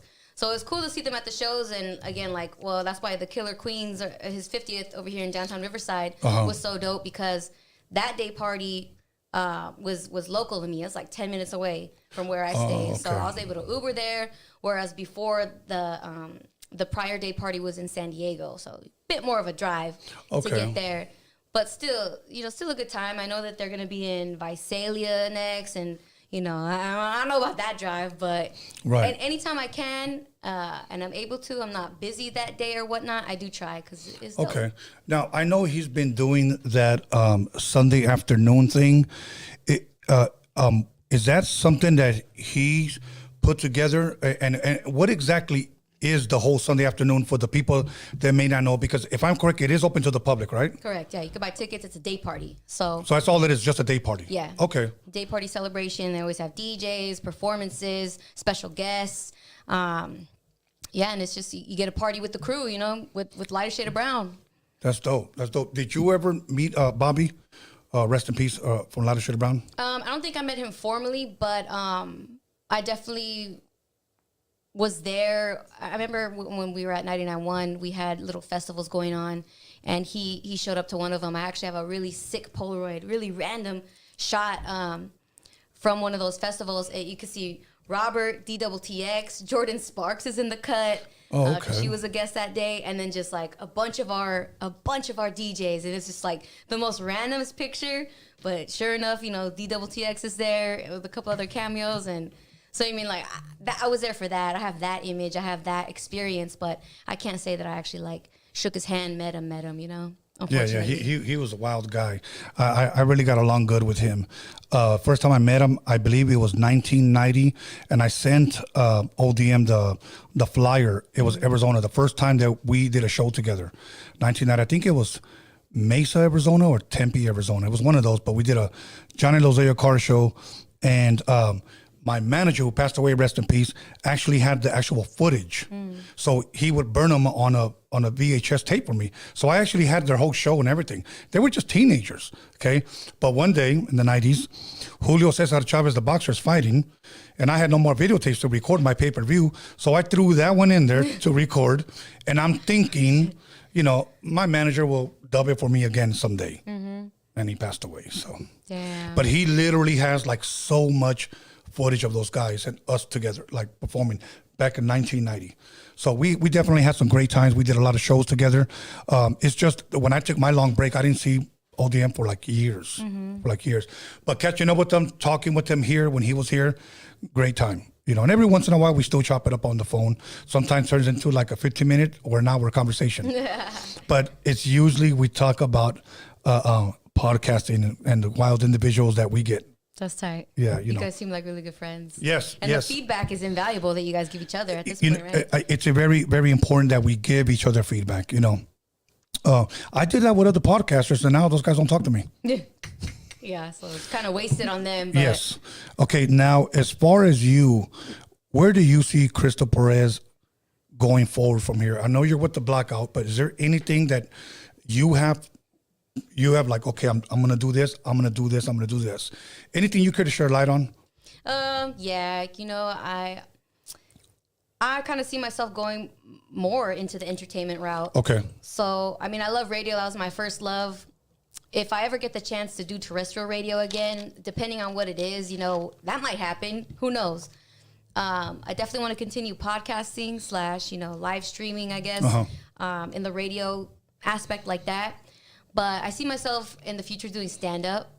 Really? Yeah, I've actually started a little bit to get into the scene. So tell me a joke. I know you can't. Nobody can do it like that. I don't have any actual material written, but what I've been doing is I've been dipping my toe in it by kind of doing more improv stuff. So okay. I'll go up on the improv stage and you just riff. They give you a couple of topics you kind of pick randomly. Right. You get some topics and then you just riff on them for a few minutes. So I've been doing that and it's been fun. If anything, I just like it for the fact that it kind of makes you a better public speaker. You know what I mean? Yeah. Gets the nerves out. But I mean, ideally, I would love to be able to pursue that even more and somehow find a balance between radio, comedy, DJing, because I'm a full-time DJ at this point. So I definitely want to keep that going. Yeah. But yeah, I see myself kind of headed in that direction. Okay. Being like a Jay Valentino, Okay. Almost. Now, since you brought up comedy, I'm a big comedy fan. Who, if any, if you can, name some of your maybe top 5 comics of all time? Of all time? Yeah, okay. if you have any. Yeah, I like a lot of the old school cats. So for me, like Rodney Dangerfield. Though. He gets no respect. Right? It's my boy, though. R.I.P. Caddyshack? You did Caddyshack? Yeah. Fuck yeah. Ladybugs, all that good stuff. Remember Chevy Chase? Remember? No. Remember when he was kicking the golf balls? Hell yeah. Yeah. Good times. I need to just go on an 80s rewatch of all that shit because, that's kind of what I remember. Like, even being introduced to it, like, yes. Oh man, you could make a living by being funny, but you actually have to be funny. So. You do have to be funny. Yes, comics. Yeah. Because I've had some comedians that have come here and I was funnier than them. Hell yeah. I'm being serious. These guys over here telling jokes like, Bájate, güey. Get off the stage, homie. And that just shows you, it's a craft. You It hone it, is. you get better at it. Yeah. And some people get up faster than others, right? Yes. Okay. So, Rodney Dangerfield. Patrice O'Neal. Okay. I'm not sure who that is. He's passed as well, but he's like a heavier dude. If you just YouTube Patrice O'Neal. Did he come in any movies? I'm sure he has. I'm blanking though. I know he damn. No, I can't think if he's been in any films. I'm sure he has though. It was more stand-up But just his stand-up alone is like, I want him back. Bring him back, Lord, because that guy, great comedian, amazing comedian. For the girls, I like Roseanne. I like Janine Garofalo. Of course, Dave Chappelle. At this point, I'm just naming comics that I like. I can't say it's like my top. Right. But yeah, like I'm more so, I like the old school cats for sure. What happened to Roseanne? We say Roseanne, talking about Roseanne Barr, right? Mm-hmm, Roseanne Barr. What happened to her? 'Cause it almost seems like she fell off the cliff of the flat earth. Well, she got canceled for a tweet. She got canceled a couple years ago, by society. Do you remember what the tweet said? It was, I don't remember verbatim what it said, but she was kind of comparing somebody to a character from Planet of the Apes, and that person happened to be African American, right? So why would you do that? She admits she had taken a prescription pill and she was drinking. So in the moment that she made that tweet, she's off her meds, feeling good or whatever, and she even says like she had like a come to moment. She was asleep, dead asleep from a nap or whatnot. She woke up and she just had like a joke in mind. She had like the perfect words in her head at that time, and she was like, okay, I got it. I got the words. Boom, here goes the tweet, and she went back to sleep. So by the time she woke up, outrage, canceled across the board. And that's when she got booted off the Roseanne, the Roseanne reboot. Right. Which is sad because obviously she's the main character, she's the main component.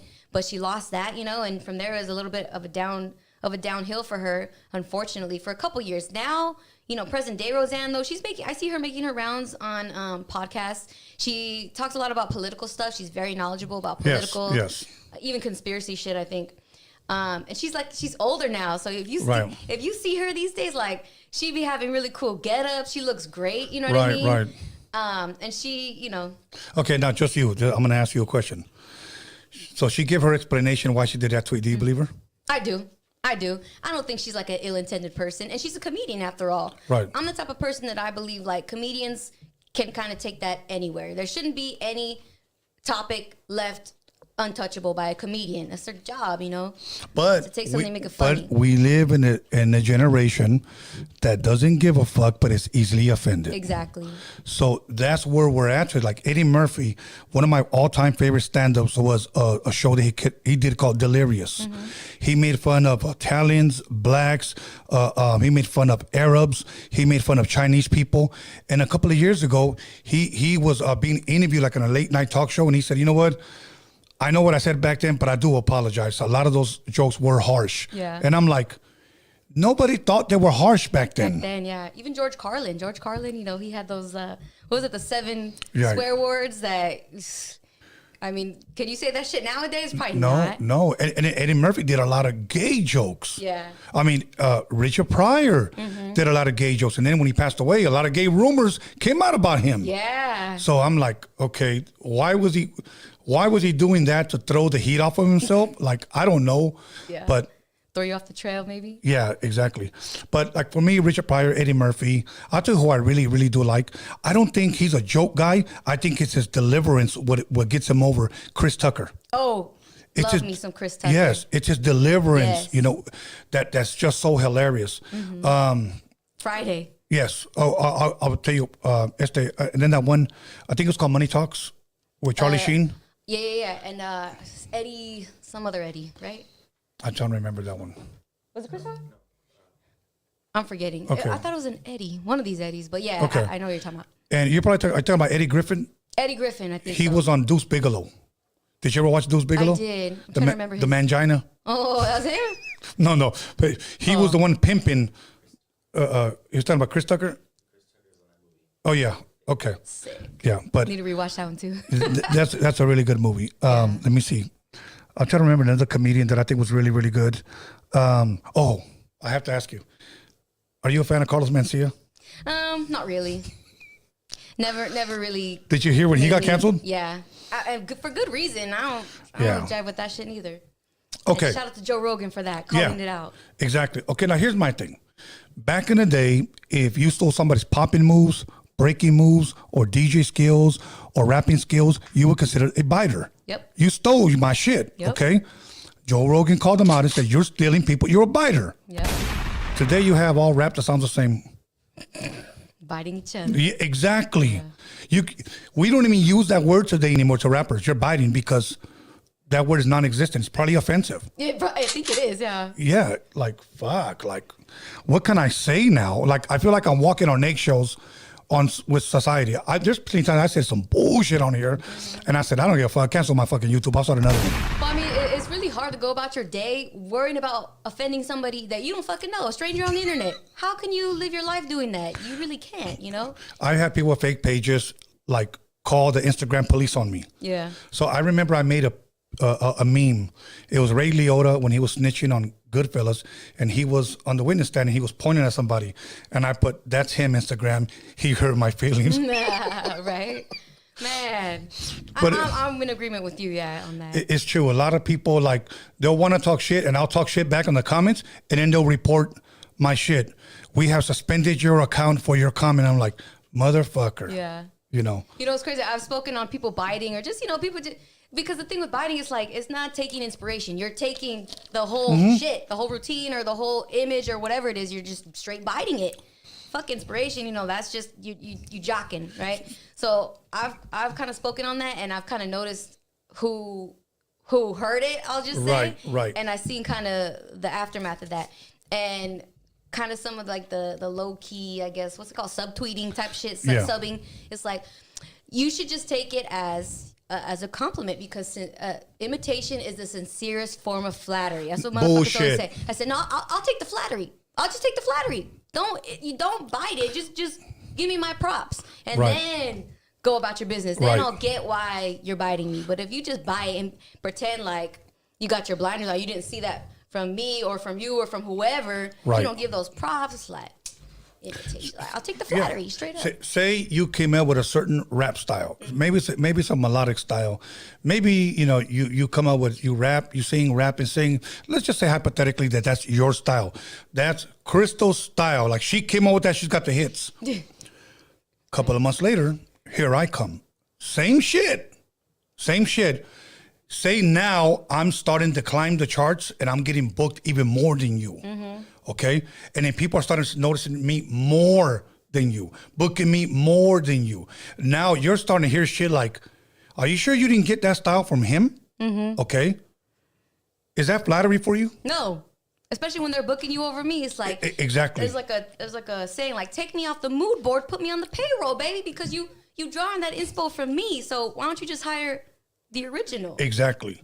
That's why I don't understand when people, it's just flattery, the highest form of flat. I don't want to hear that shit, bro. Not when this person is making money off of something that I invented. Yeah. And you want me to say, wow, I feel great. Yeah. I would like to see them kind of go through that and still have that same energy type shit. Exactly. So anyways, my boy calling me right now. I'll call you right back, carnal. Anyways, but you know what? You want to open up for some phone calls? Let's do it. Is there anything else you want to touch on before we do? No, just whatever's clever, wherever the conversation goes, I'm right there. Okay, you guys, we're gonna take some phone calls. Can I ask a question? Yeah, go for it. Get on the mic. Okay. My question is, like, on the radio shows, do they really give away like $10,000? Like, or is that just like smoke and mirrors? Or maybe if you don't have to answer it, but I'm just curious about that, because I never called in. Like, call in and you're gonna win $10,000 in a trip to Hawaii. I'm pretty sure they do that, but I'm pretty sure they just don't. They want you to forget and not come to the station and pick that shit up. You know what I mean?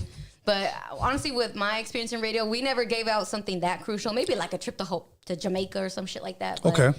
People did receive those. All right. If they claimed it, Is it coach or first class? Right, I'm sure coach. Are you kidding me? iHeartMedia was in debt. All good. Okay. Anything else, Alex, that comes to your mind? Okay. Does Robert allow drinking and smoking on the podcast? Absolutely. Yeah. Okay. Thank God. That's another thing too about radio. Can't do that shit. No? Nah. Have you guys ever snuck anything in? Hell yeah. Oh, okay. All right. Hell yeah. I remember this one guy told me all you got to do is put a can, put the lid, and then just stick the straw in there and like. Yeah, low key sipping, and that before my time, we had cameras by the time I was in there for the most part. So before my time, oh man, I was just hearing all kinds of crazy stories because there was no surveillance, so they got away with a lot, and that was going above liquor and smoke, but I'll let them tell that story. I would definitely love to check you out when it comes to your stand-up comedy. Hey, thank you. I think that'll be dope. I appreciate that. Do you plan? Did you get the number up? Okay, cool. Do you plan at all to possibly maybe venture out and start your own podcast? Yeah, okay. I do. Start collecting subscribers right now. I'm serious. Yeah. Start. Right. Okay. Start doing that. Don't plan it and then say, okay, I'm going to start today. No, start right now. Yeah. So I want to jump the gun on it, but yeah. Yeah, at least even if you start leaving shorts, those 15-second shorts, whatever, blah, blah, blah, blah, it'll mess with the algorithm. Subscribers start coming. Okay, let's go right here. All right. Caller, your name and where are you calling from? Hello, caller. He fucking hung up. No balls on those calls. Yes, no balls. Call back, caller. Call back, caller. Okay, let's see. All right. There we go. Caller, your name and where are you calling from? What's up? Spencer Baca. Spencer Baca. How you doing, bro? You never fail. You're a faithful day one Roadium Radio warrior. What's good, my bro? You got a question for Crystal Perez? Yes, I do. I'm calling from Sacramento, by the way. I forgot to mention that, but you said, before I asked, you said I'm a day one. Yeah, I've been tuning in since episode 9 of Roadium Radio. Hell yeah. Long time caller, long time listener. Yes, absolutely. So, I had 3 things to ask real quick, but the first one was, I know Crystal's listening. Is it possible that Norbert from the Roadium Radio team could be on the Blockout podcast? It is possible. I would like to see that happen. Yeah, Norbert's hella funny. Yeah, I That's see the the Taco news Bell Diablo eating motherfucker. I could go on forever. Let's go, bro. What's your next one? Okay, I got 2 more. So, I know, so when did the Blockout podcast start? I tune in sometimes, but I've tried calling in, and I tried calling in, Crystal, I tried calling in when ODM interviewed KK from Second to None, but I didn't get through. So when did you guys start the podcast? So they started it about a year ago, August of 2022. Like I said, I joined on about January of this year, but they've been going strong since August of last year. And I want to say the KK episode, I wasn't on the show yet, but I know exactly which one you're talking about. It was a good while away. It was in the old studio. Probably, was there a lot of callers just hogging up the phone line? Yeah, I'll try to get in sometime. I've tried calling in multiple times and never got through, but I guess I need to try a little harder. Yeah, man. Sometimes those phone lines are dead, so there's opportunities for sure. Absolutely. Go ahead, Spencer. Hurry up, bro, because we got to hurry up. Get some more callers. We've been missing calls. Okay, so the last thing I wanted to ask before I give a quick shout out and then hang up.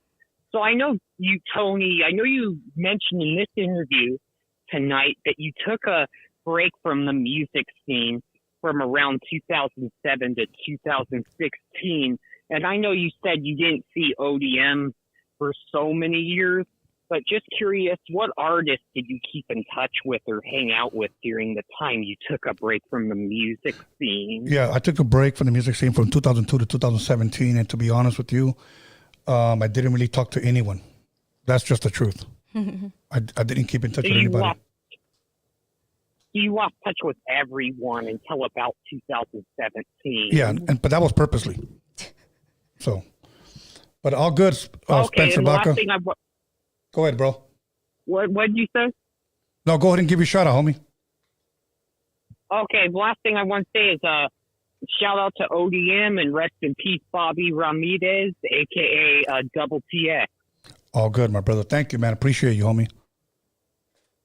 Good night. All right, good night. Okay, you guys, we missed about 3 phone calls. Let's keep it pushing. Who's going to call in? I always like to say, once again, if you got the balls, make the call. So let's do this. If you got a question for Crystal Perez, let's do it. If not, then we're just going to continue the conversation. Continue to talk about comedy, because one of my favorite comics that I forgot to mention was Jim Carrey. Fucking hilarious. When nature calls. Right. Caller, your name and where you calling from? Hello, Tony. What's up, Crystal? This is Brad Pitbull calling from the Library of Alexandria 2.0. What's crapping, homie? First, here, I'm going to address the like ratio with the viewers. So, LA Fools, can you hit the like button? And IA Fools, can you grind on the like button? You know, that big old thumb? Yes. Por favor. Hell yeah. Oh, good, my bro. Hey, I'm going to let you guys know that I was looking at buying a franchise. I was noticing that doing some research on Subway restaurants. Hey, did you guys know that the best performing Subway restaurants are in the IE? I didn't. And Fun fact. The reason that is because IE fools are masters at handling footlongs and meatballs. No? Yes? No? I mean... And just one last thing. 'Cause I know you were talking about comedy, but you know what the last words that a Texas fool says before he loses his virginity? Stop barking. Stop barking? Stop barking. Damn. Yeah. All right, cool. All right, cool. Mic. It's past my bedtime, and I have to go pick up my girlfriend at work. All right. Nice. Talk to you later. Thank you for taking my call. All right, my bro. Tell you about to say what's up. You're hired, bro, for the open mic. Hell yeah. See, those are the kind of jokes I encourage you to stay away from. Right? Yeah, because when you start like with these little funny, goofy jokes. The dad jokes. Yes. A little bit. Caller, your name and where are you calling from? Hey, what's up, Tony? This is Papa Luna from the 805. What's up, my brother? How you doing tonight? I'm doing good, man. What's up, Crystal? Just wanted to call in and say what's up. Hey, man, thanks for calling in. But, what's going on? Yeah. Nah, one, it was just a trip. Like, finally, like, I've heard, I'm 41, so I've, been listening to radio since radio was fun. And it's pretty dope. You know what I mean? To actually, like, see this. I didn't know you, like, did a podcast and all that other stuff, And I want to give Tony a shout out for his last 50th anniversary podcast, because that shit was dope, when you were there with the technique. Oh, yeah. That was dope. But my question is for... Go ahead, that shit was like, man, I tried to call in just to say thank you. But my question, I think, for both of you guys is, like, what experience do you guys have with right here at the 805? You know what I mean? Because we're just a hop, skip, and a jump from, Los Angeles and shit. So, but I'm just wondering, like, what experience do you guys have right here with the 805?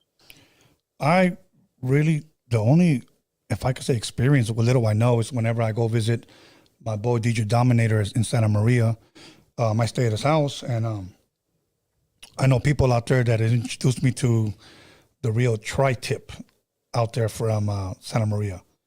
I'm sorry, what cities does the 805 cover? Like just Oxnard, Ventura, Santa Barbara, I just feel like it's very slept on, and there's like a lot, from like all aspects of hip hop, music, boxing, there's just a lot. It's a little golden gym, and I always tell people, like, don't move here, stay out there in LA, stay in the Valley, Arizona. But I'm just wondering if you guys knew of like the 805, and what experience do you guys have, I guess, out here, or like the input, Yeah, you know what? I like going to Oxnard, because the time that I go to Oxnard was when I would go to the Dallas Cowboys training camp. Again, Santa Maria. I like Ventura, downtown Ventura. That's pretty much predominantly all. I would recommend, people to go out there. Like, I don't know if Ojai is considered 805, but I do like Ojai. Yeah, I remember when you were out here. I remember that. Okay. I remember that. Yeah. Me, myself, I've been to Santa Barbara, but it's been a minute, so I need to get... It's very nice out there. Yeah.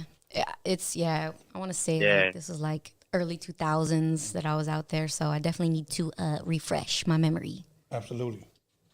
yeah, it's just as well too. I guess I'm just trying to give the 805 like a big shout out because there is like a lot of talent that comes out of right here, and I know like it's definitely stepped on. Most definitely. You know, there's been times when I was in situations with people like, well, not situations, but when I was busted, you know, and I was with people from LA, and they're just like, you know, hey, how far is that? Where are you guys from? You know, and I'm like, man, we right on the other side, you know, like we're right here, you know. I mean, I know we're our own area and whatnot, you know, but yeah, I know the 805 definitely holds it down, you know, and I was just wondering as well too, with both of you, to me, growing up, I've listened to both of you guys, you know. I'm 41, you know, so I grew up in that good era.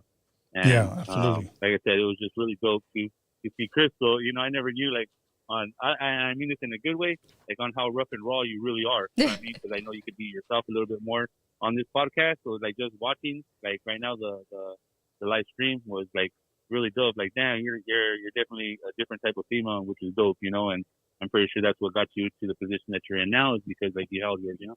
Much love, man. I appreciate that. It goes a long way. Yeah, hell yeah. All right, you guys have a good night. Hey, you too. Thank you, my bro. Right.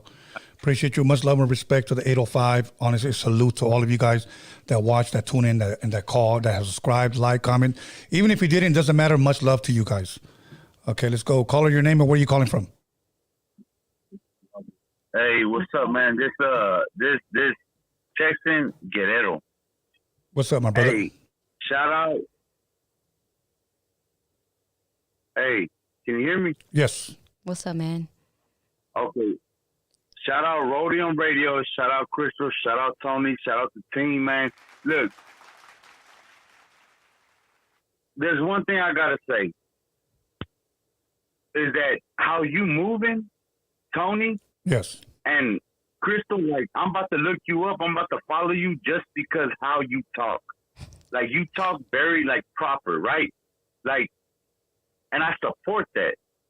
Like, a lot of people don't know how to support. Look, they categorize us, right?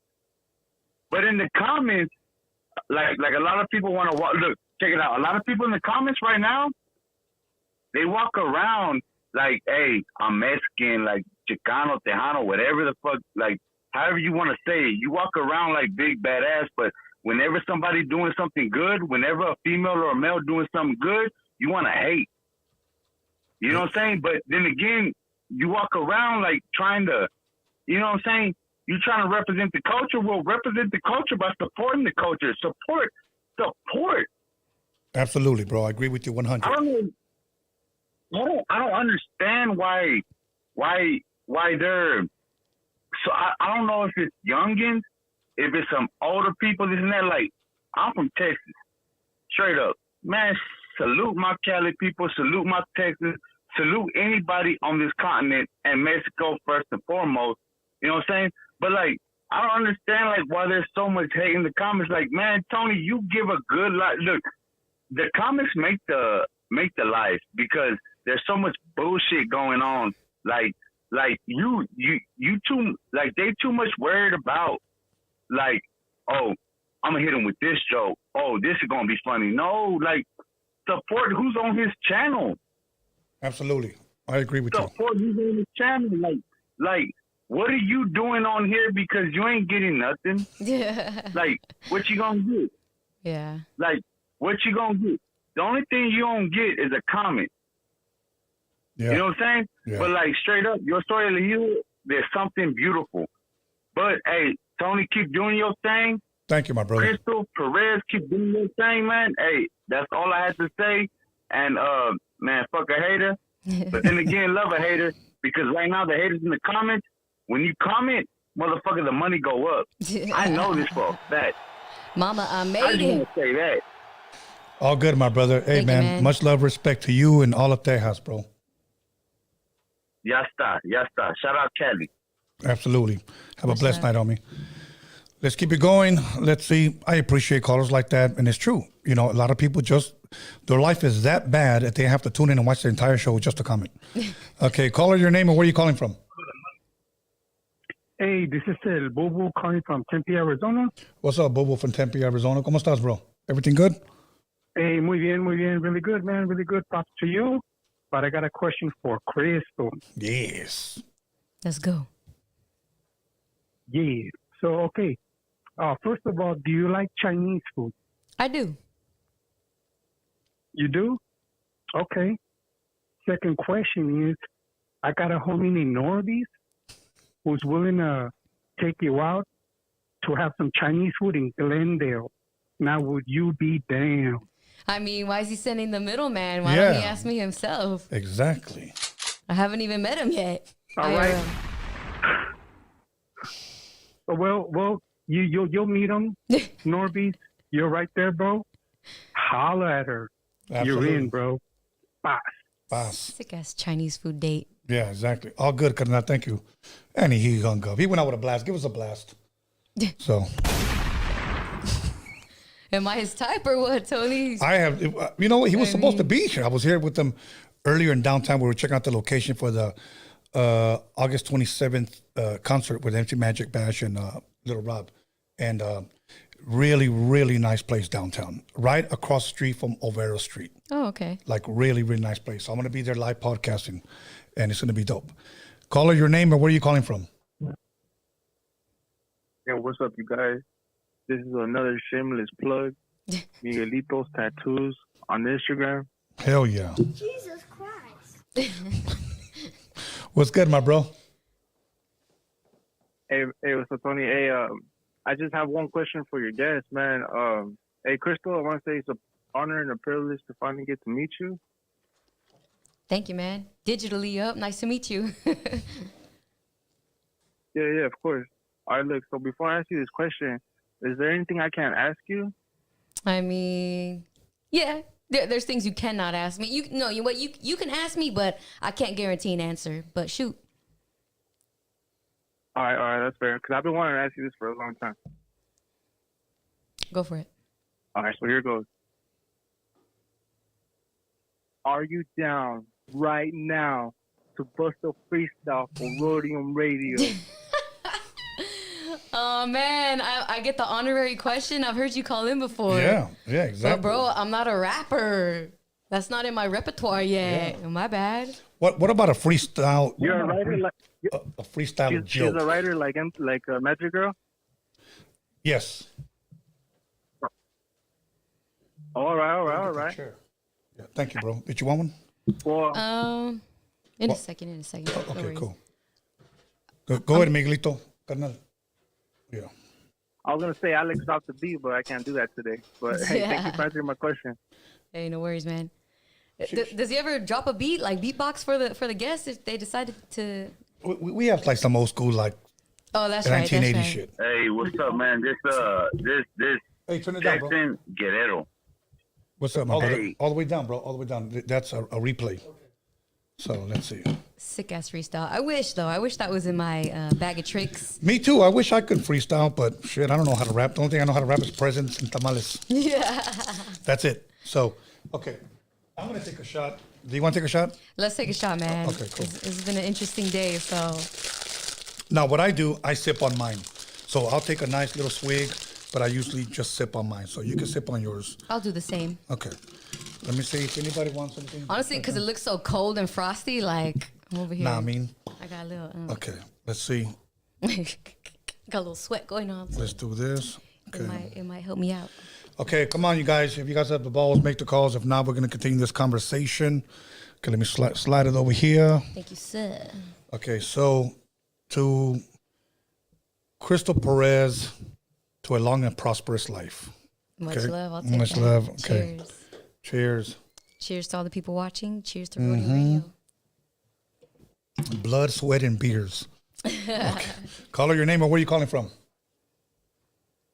Jay, South Texas. Hell yeah, Jay. It's not a good day without Jay. You just freestyled right there. No, buenas noches, Tony.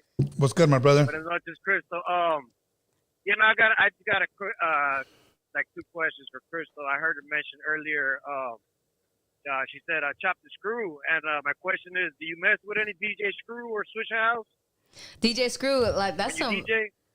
When I DJ, I mean, not really. I can't really throw out like some old school bangers like that. It's not, well received on the dance floor always, but in my personal, DJ Screw for sure.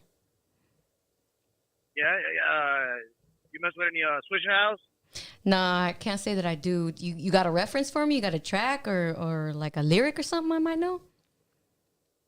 Yeah, just look it up. Swisher House, Michael Watts. Hell yeah. Look it up. You'll like those blends. I mean, you're in the DJ world, so. So he's a DJ. He's not like an artist, rapper. No. These are DJs. Yeah, for sure. Oh, okay. Switch out. I'll get familiar with him. Now that you say that, much love. Yeah. So what it is DJ Screw was the originator for Chop the Screw. Mm-hmm.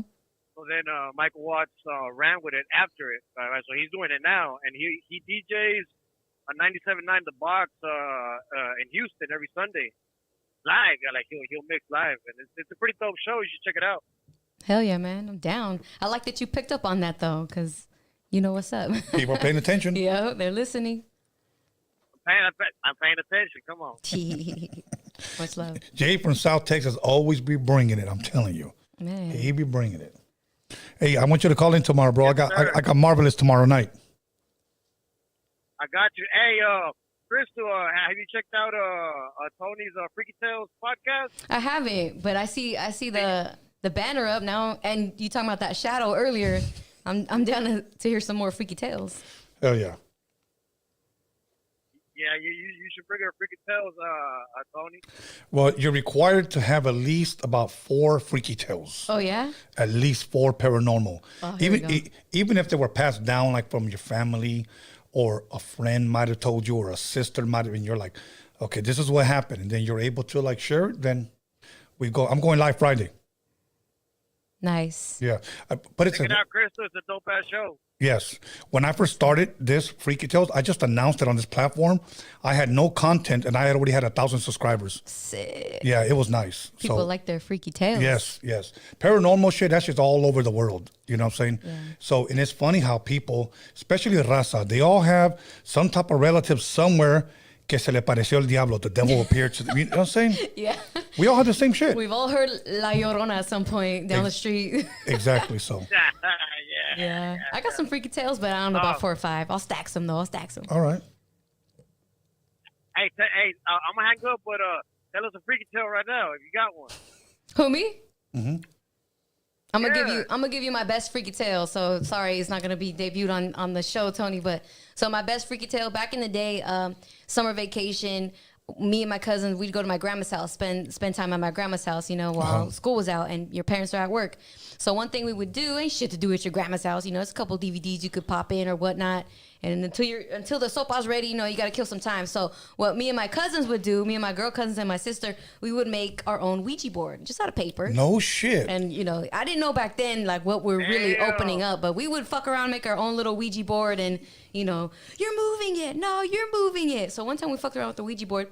And I shit you not, at my grandma's house, I'm chilling. She has white walls, right? White walls in all the rooms. I swear to God, I saw, again, like how you said, like the image of a dude. I wouldn't say it was a shadow, though. Oh, no, sorry, it was a girl. The girl that I saw, I don't know, like, for some reason, I saw this shadowy figure, and she even like, a name came to me. Like, I don't know how I heard. She didn't talk to me, but like a telepathy. name, telepathy was occurring. So the name, I'll never forget it because it was so unique. Her name was Roadium. So she told me her name. Her name was Roadium, but it was very fast. It was a split second. And so my cousin, I don't know, I'm pretty sure she was bullshitting me or maybe like clowning me or some shit. I told my cousin and my sister what I saw, not really correlating it with the Ouija board, not realizing that that's like a portal for spirits to come through, even if you make your own, right? So my cousin, she was like, yeah, I saw something too. It was a dude, it was a black dude, because and his name was Claude. Like, she just had to one-up me there, and I was like, are you being for real? I was like, I really saw that shit though, and I don't know why this name appeared. Like, I never heard that name before, and only one time did I hear it after, and it gave me chills because it took me back to that moment. Well, yeah, I think it's got to mean something if you got it. Right. So yeah. So that's my Freaky Tale, Roadium. There you go, Jay. Oh, he hung up. Hey. I saw one, and she said her name was Chalisa. And then I got scared because she goes, hey. I was like, what the? Damn, the other world is trying to get at you, exactly. Tony. Here we go. Call her your name or where are you calling from? Motherfucker hung up. Don't make me put up your number, bro. So here we go. Call her your name or where are you calling from? Yo, what it do? It's your boy, Danny Boy. Hey, DB. That's my bro right there. What's up, Danny Boy? All good. What up, y'all? What up, Tony A? How you doing, bro? Brother, I'm blessed having a dope conversation right here with my sister from another mister. Yeah. So, yeah. Lighter shade of brown DJ right here. DJ Danny Boy. No. It's all about you today. Just calling in on behalf of the Blockout. Sultanator calling in, the producer.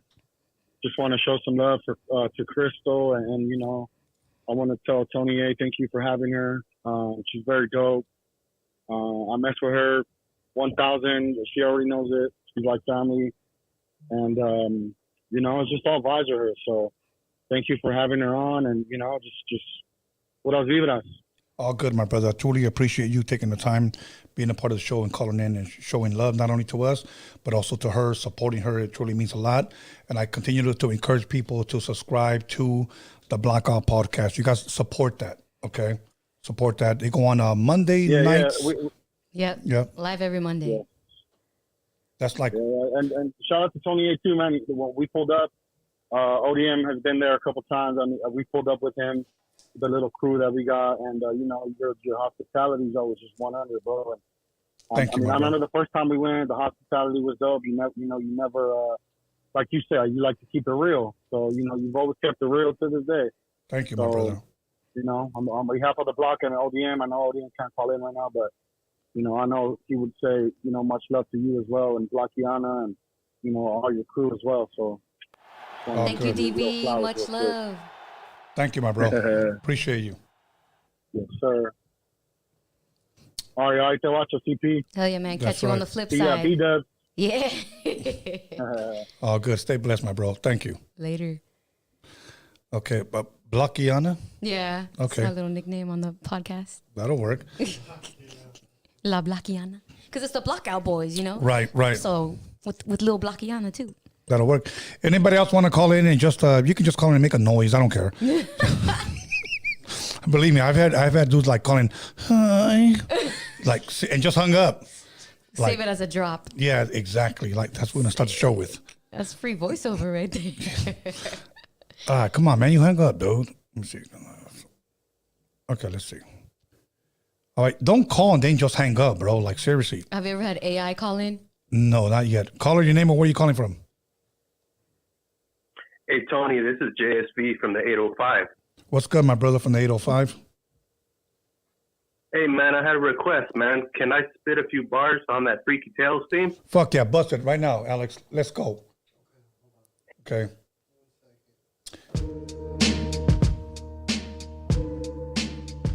Yeah, that's right. That's it. Okay. Here we go. I got a freaky tale about a freaky male and a big body hyena with acrylic nails. I seen her and Norby found a Taco Bell. She ate a crunch wrap while he hit it from the back, bumping like a boss till his eyes were crossed. Then Norby stopped his belly with Diablo sauce. Real freaky shit, breaking all the law. He even took a girl's song and I seen him put it on. Oh, shit. That was nice, bro. That's some freaky shit. He took a girl's thong and he even put it on. Put it on. Hell, and he put it on backwards. That was the dope part. That was Norby. That was Norby's in there. Hey, we're going live with Norby's on Sunday, bro. So make sure you call in to support, homie. All right, for sure. Thank you, my bro. Thank you. Appreciate that freestyle. Yeah, motherfuckers. That's shit. Yeah, here we go. Caller, your name and where you calling from? That was Norby. That was Norby's. Caller. Hey, we're going live with Yo. Yeah, what's good, my bro? What's your name and where you calling from? Hey, look, this Texas girl, you said just call in, like, saying, hey, if you just want to call in and just this and that. Look, so there's one thing that I appreciate your podcast, right? Like, I love your podcast, man. Tony, do your thing. Man, shout out all your hosts. Like all your hosts, I feel like you got more ghost than what you talk about. But look, I want to say just a little poem that I wrote. Okay. It's a poem. It's a simple poem.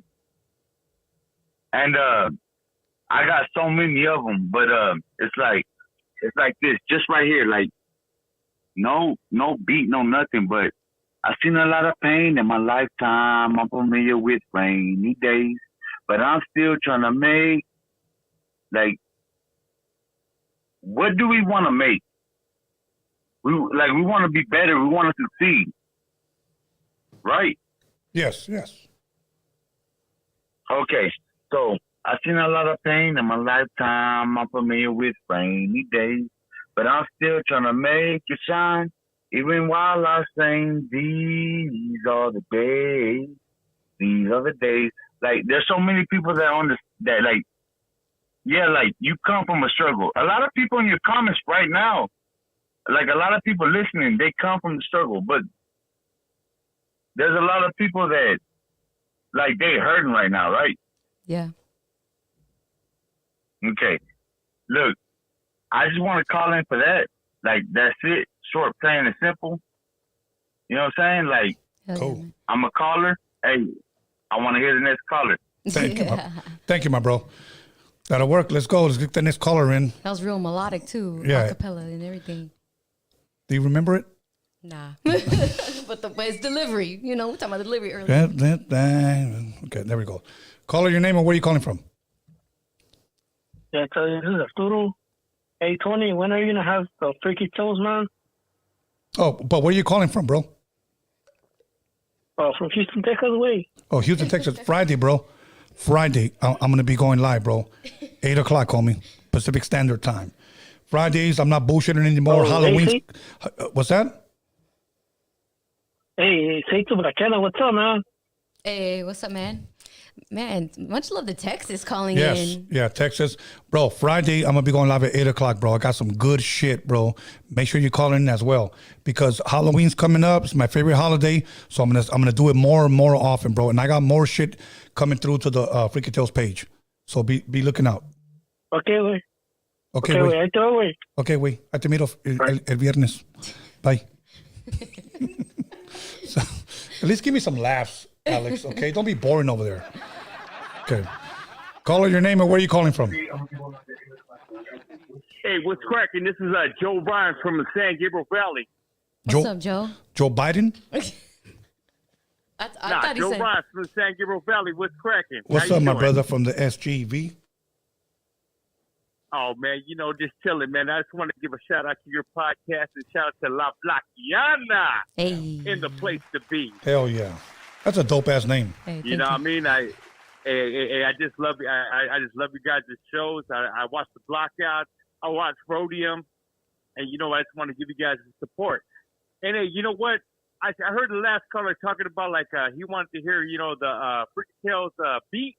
So, you know what? Can you drop that beat on me? Because I'm going to spit a freestyle, brother. Orale. Hell yeah, we got that shit right now. Let's go, Alex. How quick are you, Alex? Which one? Impress me, the Freaky Tales. Okay, I got you. Let's go.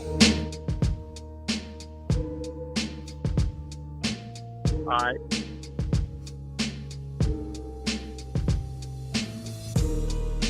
What's cracking? Pistol packing, ready for attack. And this microphone assassin's coming down blasting with a devilish laughing, fucking hoes with a passion. Mashing to death whenever police be passing me. On the run from the EMPD.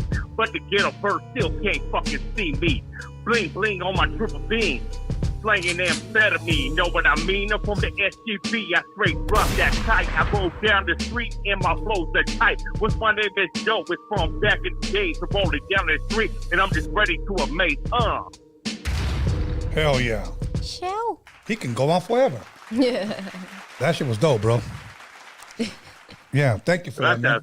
No, I really appreciate you taking the time and busting your freestyle. I would like to say, bro, if you got the balls, make the calls. And you definitely had the balls on me. Gracias. Hey, you guys have a buenas noches. Buenas noches, carnal. You too, man. Okay, thank you. Let's keep it pushing. Fuck, that's my other podcast, and they're requesting the beat from my other podcast. Some freaks in the... Yes, exactly. Caller, your name and where are you calling from? Hey, what's up, man? It's Houston, Texas, bro. I was gonna say, what's up with Shorty? I'm trying to get a 360. Nah, homie. I don't do that. I don't do that upon request. Sorry. All right. nah, mucho gusto. Only way you could get that, Watching the live. Hey, you can't blame a man for trying, but only way you could get the 360s is That's if you right. see me in IRL. You know what I'm saying? You just gotta sneak a glimpse like everybody else. Hey, that's where it's at. But I want to say, I love the way you guys speak positivity and everything towards the culture, and it's a good move. And with that being said, I'll think about venturing out and trying to do something as far as there's a lot of people moving around within the different states and just trying to show people where is it good for local people to move with their family and how could you say, making sure that they find a substantial business, a means to have a job and do that. Because you go somewhere and you move, and sometimes it might be look good, but then when you get there, it's kind of not. So just how we're able to prepare our people to have a better substantial life. You know what I'm saying? Yeah, absolutely. And so yeah, man. Hopefully I'll get it up one day, and hopefully I could come back. Hopefully I come back and maybe hopefully put it out on the platform like yours. You hear that? Tony wants to beat you up. Okay. I'm actually a little. I'm on my second shot right now, so. So he might be down. Hey, but nah, shout out, much love, and appreciate everything, man. Like I said, this is for the culture right here. Thank you, my brother. Totally appreciate you taking the time and calling in, bro. Much love to Texas, bro. Houston, Texas. Okay, Cheers to Texas. Absolutely. Okay. Honestly, I was like already thinking of something else. Then you go, Tony Haven, and I was like, what? Oh, my bad. Did I interrupt your train of thought? I was trying to buy time. Caller, your name or where are you calling from? Tony A, the motherfucking wizard, bro. What's up, man? Berto from Chicago. Oh yeah, you're the guy with the Chicago pizza, huh? That I'm supposed to be going seeing whenever I'm over there. Deep dish. Yeah, most definitely. Hey, you know what? I got a question for you. First off, man, thanks for hosting the most gorgeous girl in the podcasting business, brother. Hey, damn. What's much up, Crystal? How you doing? Hey, appreciate that. I got a question for you, real quick, Tony. Hey, you one time you had asked me to join your how do you say that? Your what is that though? Well, I had asked you for the Chicano documentary. Yes. And you told me to join. Or are you saying no? Yeah, I think you're saying the membership. The members membership. only. There we go. Yeah. Yeah. Well, anyways, man, they changed my work schedule, so I haven't really been watching the show, man, because I've been fucking busy, bro. It's all good, bro. Make that bad. I remember you were saying that you were gonna host a party for all your members and shit, for everybody that's yes, in your members absolutely. And shit. Yes, I am. Well, when is that gonna happen? Because I'm gonna subscribe to you one of these days, like before the weekend starts, bro. Well, so when would you be having that party? That way, I'll bring the pizza over to you, man. We're looking at December, bro. It's going to take a couple of months to plan. But before that, I am planning a conversation with Marvelous, live studio audience, and it's only welcome to our members. Marvelous. Yeah. For sure. So it's only members only can come. And we're going to have a seating of maybe 50. So the first 50 people that reply to their email, are going to receive a pass to come in, have drinks with us, eat after, meet and greet or whatnot, because I really want to go live from a different location, obviously other than here, to host this conversation with Marvelous, bro. Accommodate all the people. Exactly, but the party, the first invites are going to be all of our members, bro. And after that, if we do decide to open it to the public, then we'll do it. But I'm going to have some dope guests coming through, bro. As a matter of fact, our host, as of right now, unless he changes his mind, I'm just going to say has a star in the Hollywood Walk of Fame. And that's all I'm going to say. All right. So, man, yeah, for sure. Man, as far, man, I've been watching the Blackout podcast since it started, man, and it got better once Crystal joined. Nice. For sure. that. Man, I've been missing out since I've been working late now, but I've been like, I would have loved to call in when, just the other day when you guys had Blue Rag on there. Yeah. I've been listening to him for a while, man. He's been pretty cool on the rap scene and shit, you know. You know what's funny about that, bro? But yeah, man. I saw the flyer, okay? What's 'Cause that? ODM posted it, the blue rag. And I go, why does that guy look so familiar? And then I went back and I typed in his name and he popped up. I interviewed him here a year and a half ago. Oh, shit. That's the crazy, yeah, because I have over like 311, but that's not including the verse for verse, the dining with the wizard, the drinking with the wizard, whatever other wizard, calls with the wizard. Like I have like so much shit, like I forget, you know. So yeah, but that was a dope one, bro. Blue Rags was a dope dude. Okay.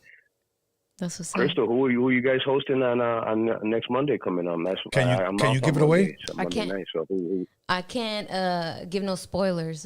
Yeah. I'm gonna let ODM do that. Oh, okay. Yeah, and I'm gonna tell you, Big Dog. For sure. I'm gonna tell you, Big Dog, why a lot of times podcasters should not give any spoilers, because there was one time when I first started podcasting, okay, and I threw out who was gonna be for the month, and guys that were starting to podcast were cock blocking me by contacting those artists and say, "Can you come on mine before you do Tony A's?" And those guys contacted me and said, "Bro, like I want to do your podcast. I've never been on a podcast, but now all of a sudden I have this guy hitting me up." Yeah.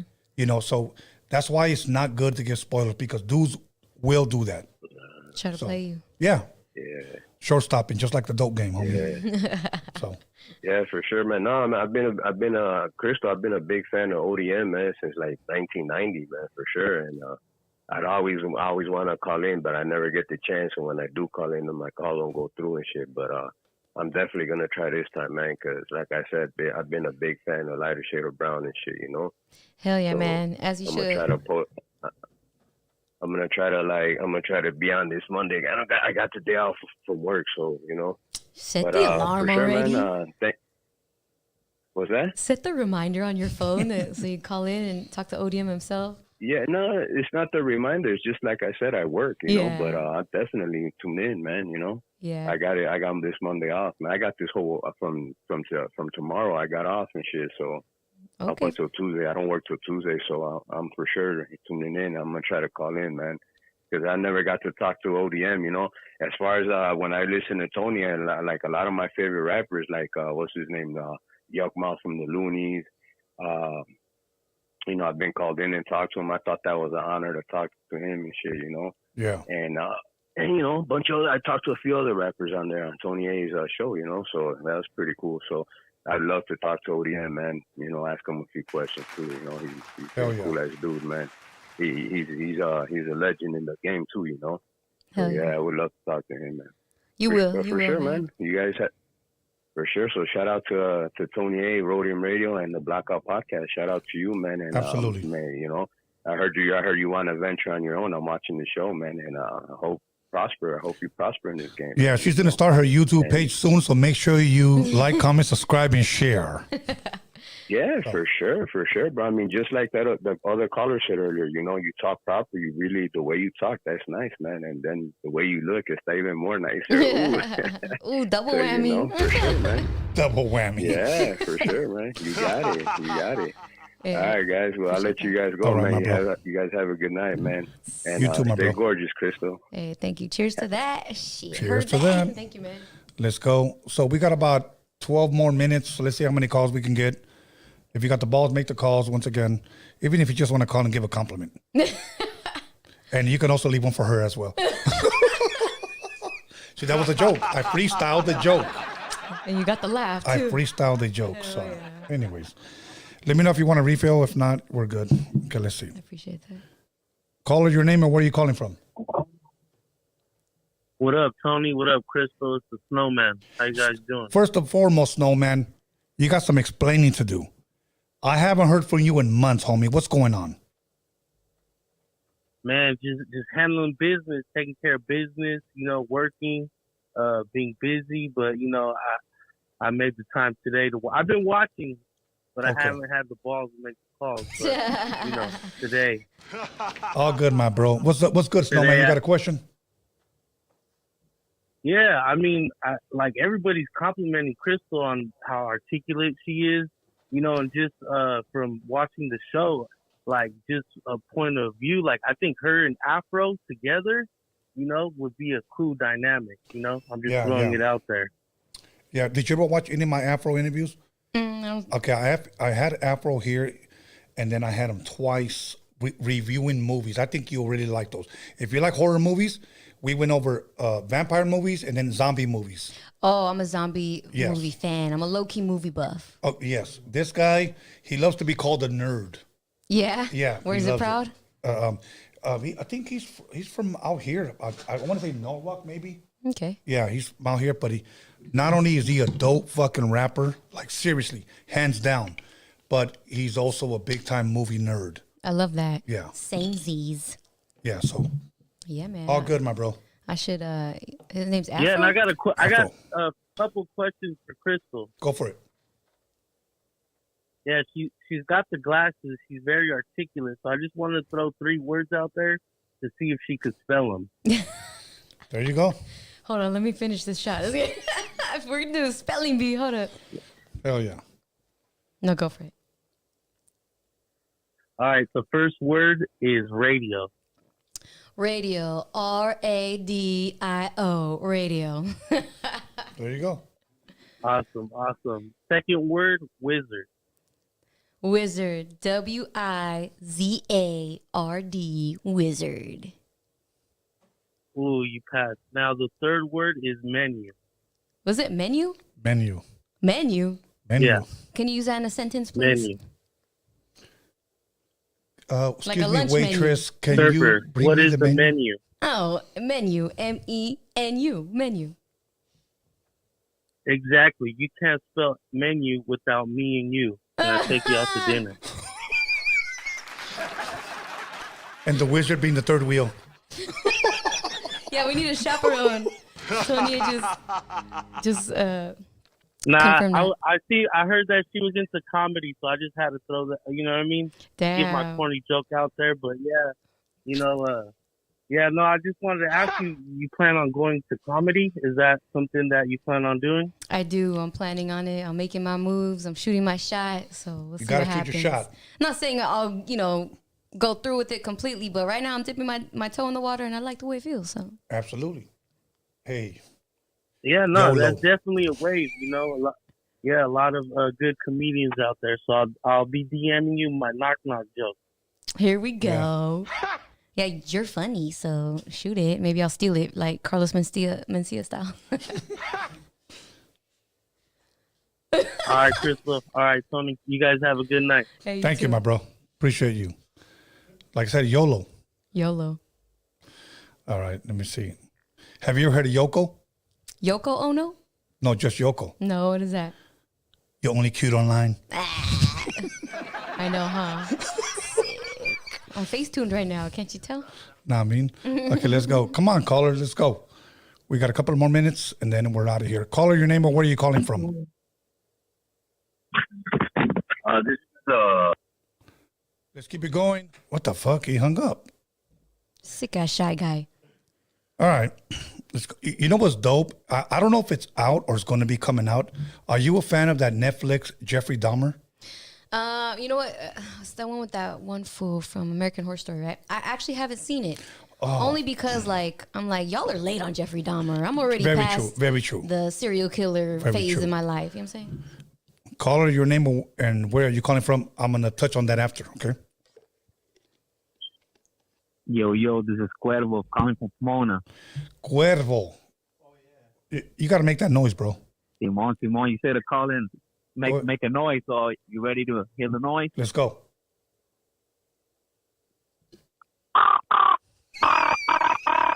There it is. What the hell? How'd you do that? Yeah. Sick ass sound effects. Because he's Right the on. Cuervo. Nah, it's all me. Oh, I see what you did there. That's him. That's his mating call. Yeah. That's the mating call. I believe it. I'm going to give the yak. Yeah. No, I'm gonna- Nah, I was just calling in to say what's up, man. All good, my bro.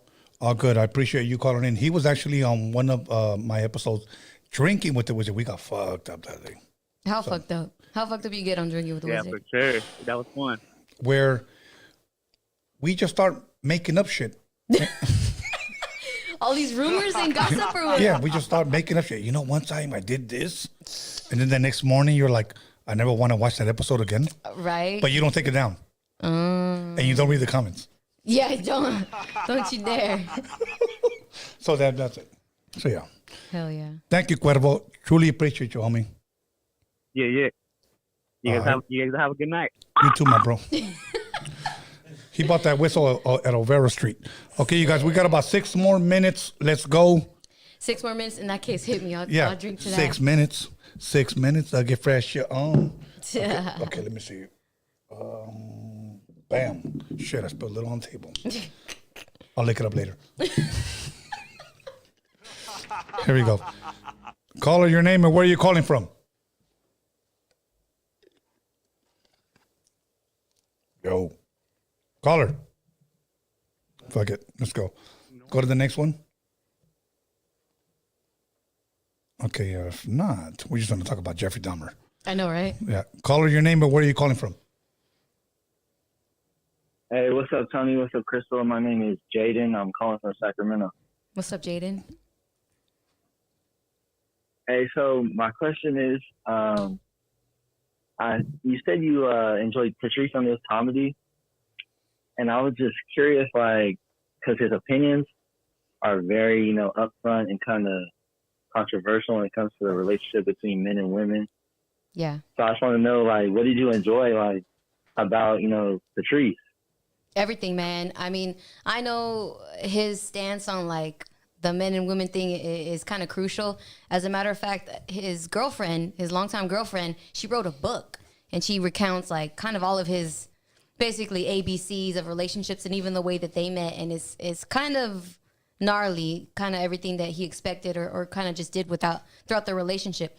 So, but I mean, he keeps it real. He's just a straight up man about it. You know what I mean? So I respect that. And he had that charisma. He, even as a bigger dude, just that unwavering confidence. And he was just funny, bro. Like, even if you don't agree with him when it comes to that, I didn't agree with everything he had to say about females or the way, it should be between a man and a woman in a relationship. But at the same time, I still respect his views on it. And the fact that he could pull bitches like no other, you know what I mean? Like, shit, man. What? Yeah. It's a man's world, and he knew how to rock it. So, props to him. No, yeah, I thought that was super dope that you fucked with him because, he really laid the foundation for the Andrew Tate, the new Red Pill Manicure stuff on YouTube nowadays. He did his show, his radio show, Black Phillip, and he laid the foundation. You know what? You're not wrong about that. And when it comes to all that red pill shit, again, I don't agree with all of that shit. Mm-hmm. Some of that. 100 years. To me, it's like, I could do without that. However, I come from the school of Tom Leykis, who I believe was the original red pill motherfucker, and a radio legend, radio giant in and of himself. So having that kind of background and knowing the way that dudes could get fucked over as much as a bitch could. I respect that. I respect those views as well. Even though, again, I don't agree 100% with everything, but even with Andrew Tate, he makes some good points, valid points. That guy hung up while you were still explaining, but I'm glad you finished. It's all good. Tom Leykis, okay, I'm gonna tell you right now. I have an instant replay machine where we play all my music when we do shows. Mm-hmm. I have Tom Leykis instant replay machine. Tom Leykis. Yeah. Yeah, I had it. Oh man. But I'm not gonna lie to you. I deleted all that shit. That shit takes me back. I was like in high school when I was listening to Tom Leykis, and I got introduced to him through my brother. So, I mean, I don't know. Like, I just, I could hear the struggle, and I relate. Shit. And you know what? One time I actually called into Tom Leykis, and I made that motherfucker laugh. So, call her your name or where you calling from? Hello. Okay, call back. Anyways, but yeah, Tom Leykis, man, Jeffrey Dahmer, man. Here we go. Right. Call her your name or where are you calling from? Hi, it's Cece calling from Tijuana. Calling from Tijuana. Oh, hi, Cece. How you doing? Good. How are you? How are you doing, Tony? I'm doing pretty good. It's actually got hot in here ever since my first shot. So, but yes, I'm doing good. Oh, that's right. How about you, Crystal? How you doing? Good, mamas. How are you?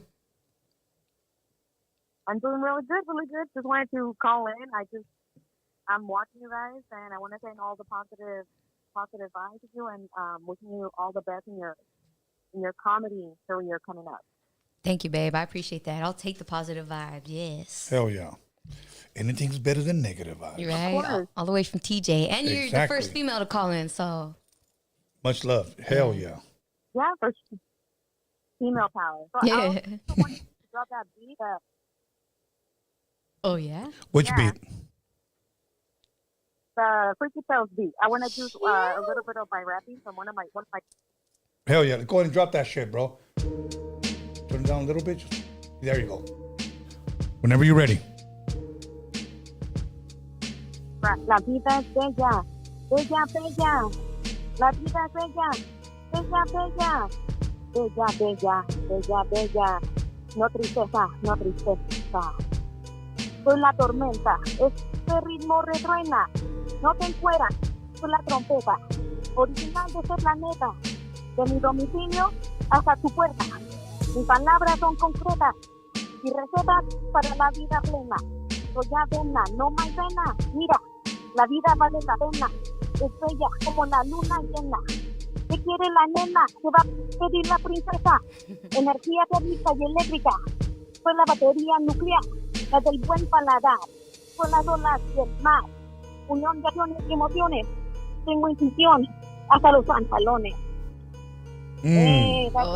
Órale. Let's give her a hand clap. Que quiere la nena. I like that. Yeah, exactly. See, you know what? You had the balls to make the calls even though you ain't got the balls, but you did. So she's all balls, baby. Exactly. Sometimes it takes balls to be a woman. Hell yeah. Sometimes it takes that big dick energy to be a woman. Nah, I mean. Much love, mama. Damn, you did that shit in Spanish. Hell yeah. Truly appreciate you calling in from All right, guys, Tijuana. well, thank you. Absolutely. That's right. Tijuana. Take care, guys. Take care. And ladies. TJ in the motherfucking building. That's I've done plenty of shows out there, done plenty of shows in San Diego. TJ's beautiful. So we're going to take one more phone call. Once again, whoever calls in gets a life-size blow-up doll of Crystal Perez. So, Hey, you got one of those? Shit. Let me get one too. So last caller, once again, gets the life-size blow-up doll. And you can do anything you want to it. Okay, caller, your name and where are you calling from? Don't hang up, bro. Oh, they didn't want it. They didn't want They didn't want it. So, you know what? It's off the table. That's it. Put in the memorabilia right here. Put me next to Chucky. Okay, let's go, callers. Let's go. If not, you know what? We're just going to go ahead and end it because, fuck, I keep taking shot after shot. It's all good. Yeah, we got shit to talk about off air, like you said. Okay, I'm giving everybody another chance. If you're going to call in. Okay, no more double callers, just on you calls. If not, don't worry about it. As a matter of fact, let me just go ahead and log off because you guys are just tripping. Let me see. Apps. I'm logging off. Last chance. Okay, let me see. All right. It's like a supreme drop. Last chance, baby. Limited time only. Exactly. Here we go. Caller, your name and where are you calling from? Another chance. You're gonna call it. Okay. No more. Hello. Don't worry Get it all right. Hello? Hey, you got to turn on your TV, bro. Okay, I turn it off. Hey, I got a question for Crystal. Yes, sir. Where you calling from, bro? I'm calling from Texas. Hey, Crystal, like, what is your top what's in your headphones right now? Like when you work out, whenever you doing your day-to-day activities, like what's in your headphone, Crystal? I'll tell you Like who is you bumping? I'm so curious. I bump a lot of old school house, bro. I never get tired of like that power tools type of shit. Early 90s house. Right now I'm bumping LNR, Work It to the Bone. I'm the type of person that I will run a song into the ground. I will listen to that shit over and over and over if that's my song at the time. Right now, Spin Sugar. Right now, Sugar Daddy, is that what it's called? What about hip house? Like Wiggle It just a little bit. I love hip house. I like up tempo, fast shit. You know what was the first? You know what was the first house song that I heard? You seem like a Technotronic. Like you seem like an unordinary girl, which I love that, right? I seem like a what? Like, I'm sorry. But yeah, let me say, you seem like an unordinary woman, right? Oh, okay. Because you gotta, like you have to be different in order to break through, like to make it. Yeah. In a sense, because in a sense, like, man, I don't got bukus of money. You know what I'm saying? But I am a different character. You know what I'm saying? Like, I know people. But what makes music is something that's been around for the longest. The beat of the drum, the sound of the whistle. You know what I'm saying? Like, deep down though, like, I just wanna, like, old school. And like, preferably, like, what's your hip hop? Like what's your hip hop? What's my hip hop? Yeah, like, what do you be listening to, like, when it comes to hip hop? Good question. Like hip hop. Yeah. Give us your, if you will, your 5 top rappers or 5 top groups. It could be mixed. She bumps Drake. Hell no. See, Drake never moved me, but like, I don't. Do you count Lauryn Hill as hip hop or R&B? Yeah, that's hip hop, right? That's hip hop for me. No. Like I consider Lauryn Hill hip hop. Lauryn Hill, Missy Elliott. I'm saying hip hop. You know what? Fuck. No, but like hip hop is like hip hop is universal. Yes, sir. Like, to this day, hip hop is universal. Hip hop, you could be in China. Like my brother, like, he loves, like, right now, like, he does his thing, like, with Asian music. Like, he like that. You know what I'm saying? Like, hip hop is just like a certain type of rhyme to it. Yep. Like, what are you listening to? Well, yeah. You said Lauryn Hill, Missy Elliott. Give us 3 more. I listen to older shit, man. So those 2 for sure. Fuck. Right now, I'm trying to think of like what I got in my likes, hip hop wise. I fuck with Beastie Boys. You know what I mean? Beastie Boys. Okay, dope. I fuck with Beastie Boys a lot. Couple more. 2 more. I don't know why I'm drawing blanks on hip hop. Probably because I'm more of a house head. So Okay. to me, that's like automatic. But hip hop, fuck. Who else? I'm trying to think of even newer school cats, but all that comes to mind for me is older shit. Okay, so Luda, with all that. Okay. Look, move, beautiful. Like Crystal, beautiful. Like, with all that said, what you just said right now, what you just dropped right now, like how it used to be. You know what I'm saying? Because nowadays hip hop ain't hip hop, but like, who am I to like make that claim? But I mean, you're a music lover, so you could do that. Yeah, exactly. You can give your opinion, bro. Anyways, bro, let's wrap it up. This is the last phone call. We need to get home, bro. Appreciate you, bro. Honestly, take your time, but yeah, let us know. No, we'll take it on. All right, then. All right, Crystal. Shout out Tony, man. That's it, I guess. But much love, support. No, bro. Thank you, but thank you for taking the time, bro. Calling in, bro. I appreciate you, homie. We'll take it on. All right, then. Yeah, let's go. He hung up. Let's go. I don't know if you like that, but oh well. Watch, on the way home, I'm gonna think of like all these hip hop artists. Exactly. So we can take these headphones off. Other than that, you know what? Here's my thing. Look, and here's another thing that I need people to understand when it comes to podcasting. Okay, that many times, like, we're here to answer questions, and we want people to ask their questions so we can answer it. A lot of times, and no disrespect to our callers, as a matter of fact, much love to our callers, but sometimes some people want to have a conversation. Mm-hmm. And I try to keep it less than 5 minutes because we miss like 3 or 4 phone calls in between. If you can call in and say, Crystal, who is your top 5 artists? Thank you. I'll listen. Then you give it, cool, they move on. Mm-hmm. I wish callers would do that, but many times like, yo, so what's up? What do you eat? What do you do during the day? Yeah, can like, I take you out for a Chinese? You're like, yeah, Chinese. Anyway. I hear you. And props to you because, you know how to keep the flow running and you don't even have a radio background. So you just have an instinctual way of getting the shit done. And I appreciate that. Yes. I mean, and first and foremost, you know what? Thank you for that. But sometimes dudes just want to call in and talk to you because you're a female. Bro, I get it, bro. I get it. But here's my thing. We're trying to run a program here. Let's keep it pushing. Ask your question and move on. Yeah. So that's it. Other than that, I want to thank everybody that called in tonight. Crystal, anything I didn't ask you, anything you want to share, anything you want to say, or if not, we can go to shout-outs. Shout out to the Blackout Podcast, ODM first and foremost, my brother in radio, all of my brothers from the Blackout Podcast, Danny Boy for calling in, Money Moons, I know you out there too.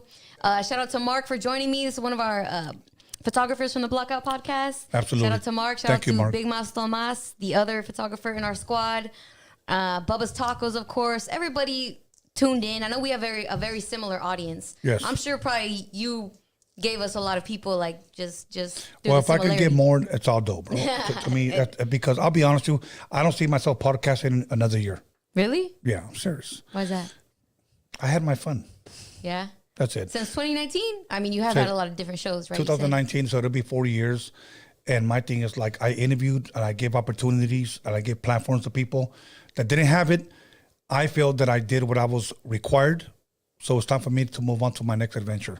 I'm like the Mexican Harrison Ford, Indiana Jones. It's time for me to move on to the next one. I already found the Lost Ark. I already found the Holy Grail. Mm-hmm. It's time for me to move on. And you know what? I support that because you can't get stuck in a rut. You know what I mean? So the fact that you're able to move on and be like, all right, that was cool, but on to the next chapter. Props to you. And also, my applause to you, Tony A. Thank you so much. I'm honored Crystal, to be here. If that's the case, if you're not going to be here in a year, I'm glad to be episode number 311. Shout out to Alex running the boards. Thank you, guys. I appreciate it. All good.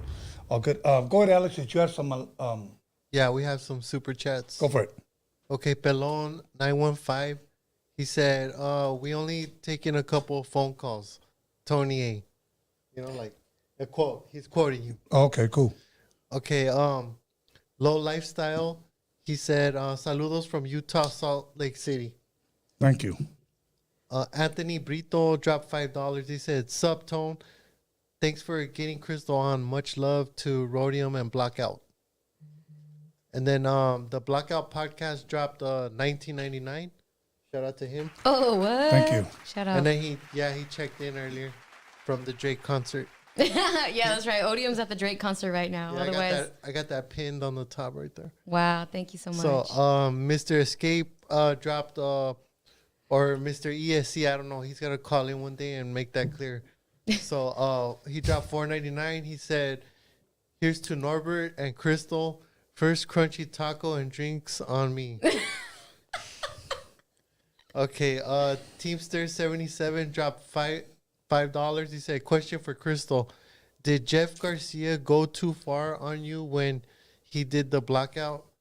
Watching from Ralph's Warehouse in Paramount Lates. Hell yeah, he did. That was one that I didn't even touch on, but yeah, Jeff Garcia is like a known episode. I still get people. Okay, hold on. Stop it. I'm going to ask you after, okay? Yes, you did. Go ahead. That's it? Okay, I want to thank everybody who donated, everybody who called, everybody who liked, commented, subscribed, shared. Much love and respect to everyone who tuned in tonight and that supported Crystal Perez. And I'm going to say this, continue to support ODM, continue to support the Blackout Podcast. Because I'm going to tell you this, if we don't support each other, who will? I'm going to say that again. If we don't support each other, who will? Fuck all the haters. Fuck these fucking lanes. They're just the people on the sidelines. Let's just wave at them. Bye. We're the parade, okay? We're the parade. Continue to support each other. Those guys want to hate, it's cool, whatever. It doesn't matter. Other than that, I didn't see that episode with Jeff Garcia. So Jeff Garcia, I believe, is a comedian, correct? He is, yes. Okay. Can you walk us, what happened with that? If you can, whatever little you can share. No worries. Yeah, I'll walk you through it. It's one of the known shows, so I still get people shaking my hand like, hey, I like the way you handle yourself in the Jeff Garcia episode. So what happened with that was he showed up. He was already, in his feeling good. Let's just say that off the drink. So he showed up, and off the bat, he was sort of disrespectful. But me, and that was only like my third day on the show, so I was still trying to find my footing and also feel him out as, you know, a comedian. Like I said, I'm the type of person, I don't have a PC sense of humor. I feel like comedians can have full reign of whatever they want to talk about. So to me, like, I wasn't taking it too personally. I was just drinking it in, you know. Here comes this comedian. He's the voice of Sheen from Jimmy Neutron. A lot of people know who he is, and you know, he's made a lot of people's childhoods good. Yeah. But he comes to me, he's talking about roofing me. He's talking about, you know, fucking me and all this shit. He came pretty foul at me. And he came with his lady. So he's saying all this shit in front of his lady. And again, he's a comedian, so, you know, creative license or whatnot. But at some point I had to hit back. And I didn't even come at him full force. I really should have gave him some more. But again, that was my third day on the job. Yeah. It was the first comedian we had. So I was just trying to feel it out, but fuck it, you know, he just sharpened my steel even more. So shout out to Jeff Garcia for that. See, but here's my thing. Look, whether you're a comedian or not, you can't use I'm a comedian for coming at a female that way. Because one thing about me that I'm very heavy at respecting women, educating women, and protecting women, especially when it comes to children. Yes. Okay? Those are two things you don't fuck with me with. Okay? And hearing that, it bothers me, but I'm not going to say nothing because, again, I'm just going off of what you told me. I'm actually going to have to go back and check that out because you don't come at a woman like that. Because let me say this: you're someone's daughter. That's right. You're someone's sister. You're someone's cousin or whatever. So people care about you. So when people come at you like that, I don't give a fuck if you say you're a fucking comedian, bro. You got to always fucking show respect for a woman. And to me, if I was there, I would have probably, I'm just going to leave it there. So, honestly. So thank you. I appreciate that. But anyways, other than that, check it out. It's an interesting episode. I'll say that. Well, do you remember what episode that was so we can encourage them to go look at it? I don't know the number, no. Just look at the Blackout Podcast. Jeff Garcia, whatever. Because the only Jeff Garcia that I know was the quarterback for the 49ers, but that's not the same guy. It's not. No, this is the comedian. Once again, you guys, football season is on the prowl. Dallas Cowboys on mine. Do you got a football team? I don't follow football like that. I respect that as long as you don't say the fucking Raiders. But we're good. Other than that, much love, much respect. The Blackout Podcast, Christopher Perez. Once again, I'm going to give a shout out to Alex Cervantes Enterprise. There's not a hoot that he can't fix, so he can do it in the mix. He's got his own shop. You guys need radiators, fucking transmissions, air in your tires. Air conditioning? Air conditioning. Fucking, if you need smog past illegal. No, I'm only kidding. So he can fix it. The Hip Hop Jedi, News of Norbies, and my son, B-SKANLESS, and Magic are our moderator once again. And tomorrow, Conversation with Marvelous. Friday, Freaky Tales. So make sure you subscribe to Freaky Tales. And then Sunday, News with Norbies, where we give you the ghetto news from an unprofessional perspective. So other than that, we're out of here. Muchas gracias. Thank you. God bless. Much love. Thank you.